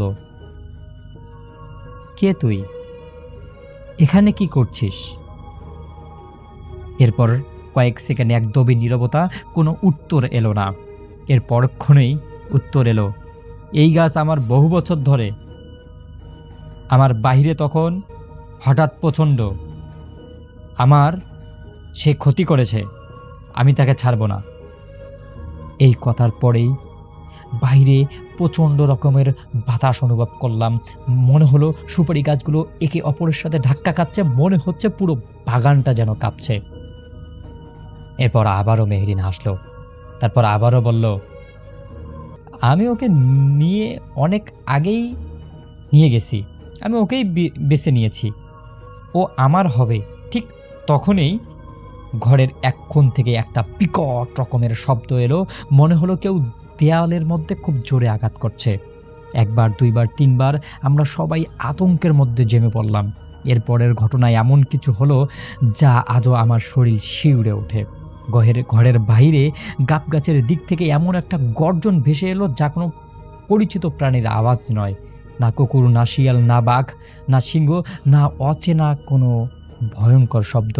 আর রাগে ভরা সেই গর্জনের সাথে সাথে মেহরিন প্রচণ্ড আকারের চিৎকার করে আমাদের সবার কান ব্যথা শুরু হয়ে গেল। ঠিক তখনই কবিরাজ উঠে দাঁড়িয়েছেন, তার চোখ গাব গাছের দিকেই। আর সেই মুহূর্তে আমরা কেউ বুঝতে পারিনি যেন আসল ভয়াবহতা এখনই শুরু, এবং সবাই গাব গাছের দিকে তাকিয়ে আছে। আর যেই গর্জনটা হয়েছে, সেই গর্জনে মনে হচ্ছে পুরো বাড়িটা কাঁপতে শুরু করছে। মেহরিনের চিৎকার থামছে না, তার শরীর এমনভাবে কাঁপছিল যেন কোনো অদৃশ্য শক্তি তাকে ছিঁড়ে ফেলার চেষ্টা করছে। বাইরে তখন প্রচণ্ড রকমের ঝড় শুরু হয়ে গেছে, কিন্তু আশ্চর্যজনক বিষয়টা হলো তখন গ্রামের কোথাও ঝড় লক্ষ্য ছিল না। পরে পাশের বাড়ির লোকজনও বলছিল সেদিন শুধু নাকি আমাদের বাড়ি আর সুপারি বাগানটার মধ্যেই অস্বাভাবিকভাবে ঝড় উঠেছিল। কবিরাজ তখন মাটিতে বসে কিছু পড়ছিলেন, ইমাম সাহেবও তখনও সূরা জিন তেলাওয়াত করছিলেন। আমরা সবাই ভয়ে স্তব্ধ হয়ে যাই। হঠাৎ করে ঘরের ভিতর একটা তীব্র দুর্গন্ধ ছড়িয়ে পড়ল। গন্ধটা ছিল অনেকটা পচা মাংসের মতো আর ভেজা মাটির মিশ্রণের মতো। আমার গা গুলিয়ে উঠল। ঠিক তখন এই মেহরিন হঠাৎ করে এক লাফ দিয়ে দাঁড়িয়ে গেল। তার চোখ দুটো একদমই রক্তবর্ণ, চুলগুলো এলোমেলো, মুখে এমন একটা বিকৃত রকমের হাসি যা কোনো মানুষের মুখে মানায় না। সে হাসিতে ধীরে ধীরে ঘুরিয়ে সে কবিরাজের দিকে তাকালো, তারপর ভারী গলায় বলল, তোকে আমি চিনি, তুই কেন এসেছিস? কবিরাজ শান্তভাবে বলল, আল্লাহর নামে বলছি, তুই এখান থেকে চলে যা, না হলে আমি তোর এমন দশা করব তুই কখনো আর কারোর সাথে এইভাবে করতে পারবি না। কথাটা বলার সাথে সাথেই মেহরিন এমনভাবে হেসে উঠল যেন আমার বুকের ভেতরটা কেঁপে উঠল। হাসির শব্দটা যেন ঘরের ভিতর নয়, পুরো বাড়িটার চারপাশে প্রতিধ্বনি হতে শুরু করলো। এরপর হঠাৎ করে এই গাব গাছের দিকে আঙ্গুল তুলে বলল, ওখানে যা খুঁজছিস তা তো পাবি না, আমাকেও পাবি না, আমাকে ছেড়ে দে, আমাকে কেন বিরক্ত করছিস? কবিরাজ কোনো উত্তর দিল না, শুধু ইমাম সাহেবের দিকে তাকিয়ে মাথা নাড়ালো। এরপর আমাদের কয়েকজনকে নিয়ে ঘরের বাইরে বের হলেন। দেখলেন বাইরে বৃষ্টিও নেই, কোনো কিছুই নেই, একদম শান্ত, সব কিছুই যেন একদম শান্ত হয়ে গেছে। এরপর কবিরাজ বললেন, কেউ পিছনের দিকে তাকাবেন না, সবাই সামনের দিকে চলবেন। এরপর আমি সহ আরও কিছুজন লোক আমরা একদম ওই গাব গাছের দিকে যাই। ওখানে গিয়ে কবিরাজ ওই যেই প্রথমে যেই নরম জায়গাটা ছিল সেই নরম জায়গাটা খুঁড়ে সেখানে একটা তাবিজ পুঁতে রাখেন। এবং আমি পরে শুনতে পাই, আমরা তো ওখানে ছিলাম, পরে শুনতে পাই যে মেহরিন নাকি সাথে সাথে একদম নিস্তব্ধ হয়ে যায়। একদম টানা 3 ঘন্টা পর সে তার অজ্ঞান জ্ঞান ফেরে। জ্ঞান ফেরার পর মেহরিন একদমই স্বাভাবিক হয়ে যায়। মেহরিন বলে, এত মানুষ কেন আমাদের বাড়িতে, আমার কি হয়েছিল? মেহরিনের কোনো কিছুই মনে নেই, এরকম একটা অবস্থা। আল্লাহর রহমতে পরবর্তী সময় মেহরিন একদম সুস্থ হয়ে যায় এবং এখন পর্যন্ত মেহরিন ভালো আছে। ওর একটা বিবাহ হয়েছে, সেখানে সে ভালো আছে, একটা সন্তানও আছে। কিন্তু মাঝে মধ্যে মেহরিন হঠাৎ করেই রাতের বেলা ঘুম থেকে উঠে বাইরের দিকে বসে, এবং যেখানে ওর শ্বশুরবাড়ি আছে সেখান থেকে ওই যে পুরোনো দিনের গাব গাছটা আছে সেই গাব গাছটার দিকে নাকি এখনও তাকিয়ে থাকে। বাট এটা খুবই কম, মাসে বছরে একবার আসে আর কি। তো রাসেল ভাই, এটাই ছিল ঘটনাটা আমাকে আমার একটা ফ্রেন্ড পাঠিয়েছে। আমি জানি না ঘটনাটা কতটুকু সত্য, যদি ঘটনাটা ভালো লাগে তাহলে শেয়ার করবেন। আসসালামু আলাইকুম প্রিয় লিসেনার্স, এতক্ষণ থেকে আমি আপনাদেরকে বেশ কয়েকটি ভয়ানক ঘটনা শোনানোর চেষ্টা করেছি। আমাদের আজকের প্রথম যে ঘটনাটা ছিল সেটা ছিল একটা লোকশেডের এবং যে শ্মশান ঘাট ছিল সেই শ্মশান ঘাটের একটা ভয়ানক ঘটনা, কিন্তু আমি আপনাদেরকে প্রথমেই শোনানোর চেষ্টা করেছি। তো প্রিয় লিসেনার্স, এই ঘটনাটি সহ আমাদের আজকের এপিসোডের ঘটনাগুলো কেমন ছিল, ঘটনাগুলো কিন্তু অনেক ভয়ানক ঘটনা আমি দেওয়ার চেষ্টা করেছি। বাছাই করে সেরা যেই ভয়ানক ঘটনাগুলো সেই ঘটনাগুলোই কিন্তু আজকের এপিসোডে আমি উপস্থাপন করার চেষ্টা করেছি। এই ঘটনাগুলোর মধ্যে ছিল গ্রামের ঘটনা, গ্রামের ভৌতিক ঘটনা, অ্যাম্বুলেন্সের ঘটনা এবং ডাক্তারের কয়েকটি ঘটনাও কিন্তু আমি দিয়েছি। এই ঘটনাগুলো আপনাদেরকে শুনিয়েছেন আর যে রাসেল ভাই, আর যে আফনান ভাই, ডক্টর আলিফ, বাবু ভাই, আর যে শাফিন ভাই সহ আমি শাকিল আহমেদ। বেশ কয়েকটি ঘটনা কিন্তু আপনাদেরকে শুনিয়েছি। এই ঘটনাগুলোর মধ্য থেকে কোন ঘটনাটি, কত নম্বরের ঘটনাটি, কোন ঘটনাটি আপনার কাছে সব থেকে বেশি ভয়ানক লেগেছে সেটি কিন্তু অবশ্যই জানিয়ে যাবেন আমাদের কমেন্ট সেকশনে। আর আজকের আমাদের এপিসোডের ঘটনাগুলোর মধ্যে কোনো ঘটনা যদি আপনার জীবনের সাথে, আপনার পরিবারে, আপনার মানে পুরা ফ্যামিলির মধ্যে, বা আপনার গ্রামে, বা আপনার বন্ধু বান্ধবের সাথে, বা আপনার জানা মতো এরকম ঘটনা যদি কোনো থেকে থাকে, তাহলে সেটি কিন্তু জানিয়ে যাবেন আমাদের কমেন্ট সেকশনে। আর দর্শক, আপনাদের কাছে একটা রিকোয়েস্ট থাকবে, যারা যারা এরকম ভূতের ভয়ানক ঘটনাগুলো পছন্দ করেন তারা কিন্তু অবশ্যই আমাদের চ্যানেলটি ভিজিট করে আসবেন, কারণ আমাদের চ্যানেলের প্রত্যেকটা ভিডিও বাছাই করা সেরা ভয়ানক ঘটনাগুলো আমরা কিন্তু নিয়েই কাজ করে থাকি।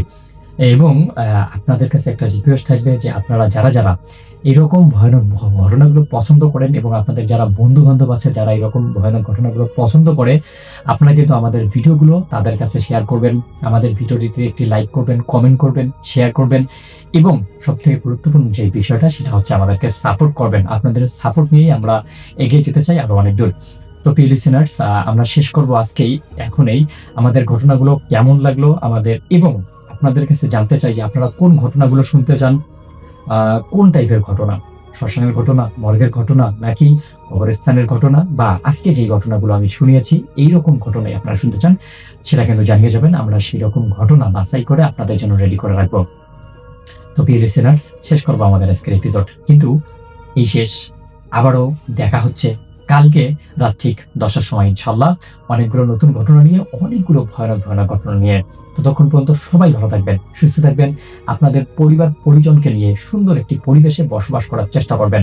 আপনাদের সবার মঙ্গল কামনা করে আজকের মতো বিদায় নিচ্ছি, এবং আমি আমার নিজের জন্য দোয়া চেয়ে বিদায় নিচ্ছি। ঠিক আছে, কিন্তু ইনশাল্লাহ আবার আগামীকাল ঠিক রাত 10টার সময় আবারও দেখা হচ্ছে। সবাই ভালো থাকবেন, সুস্থ থাকবেন, আল্লাহ হাফেজ।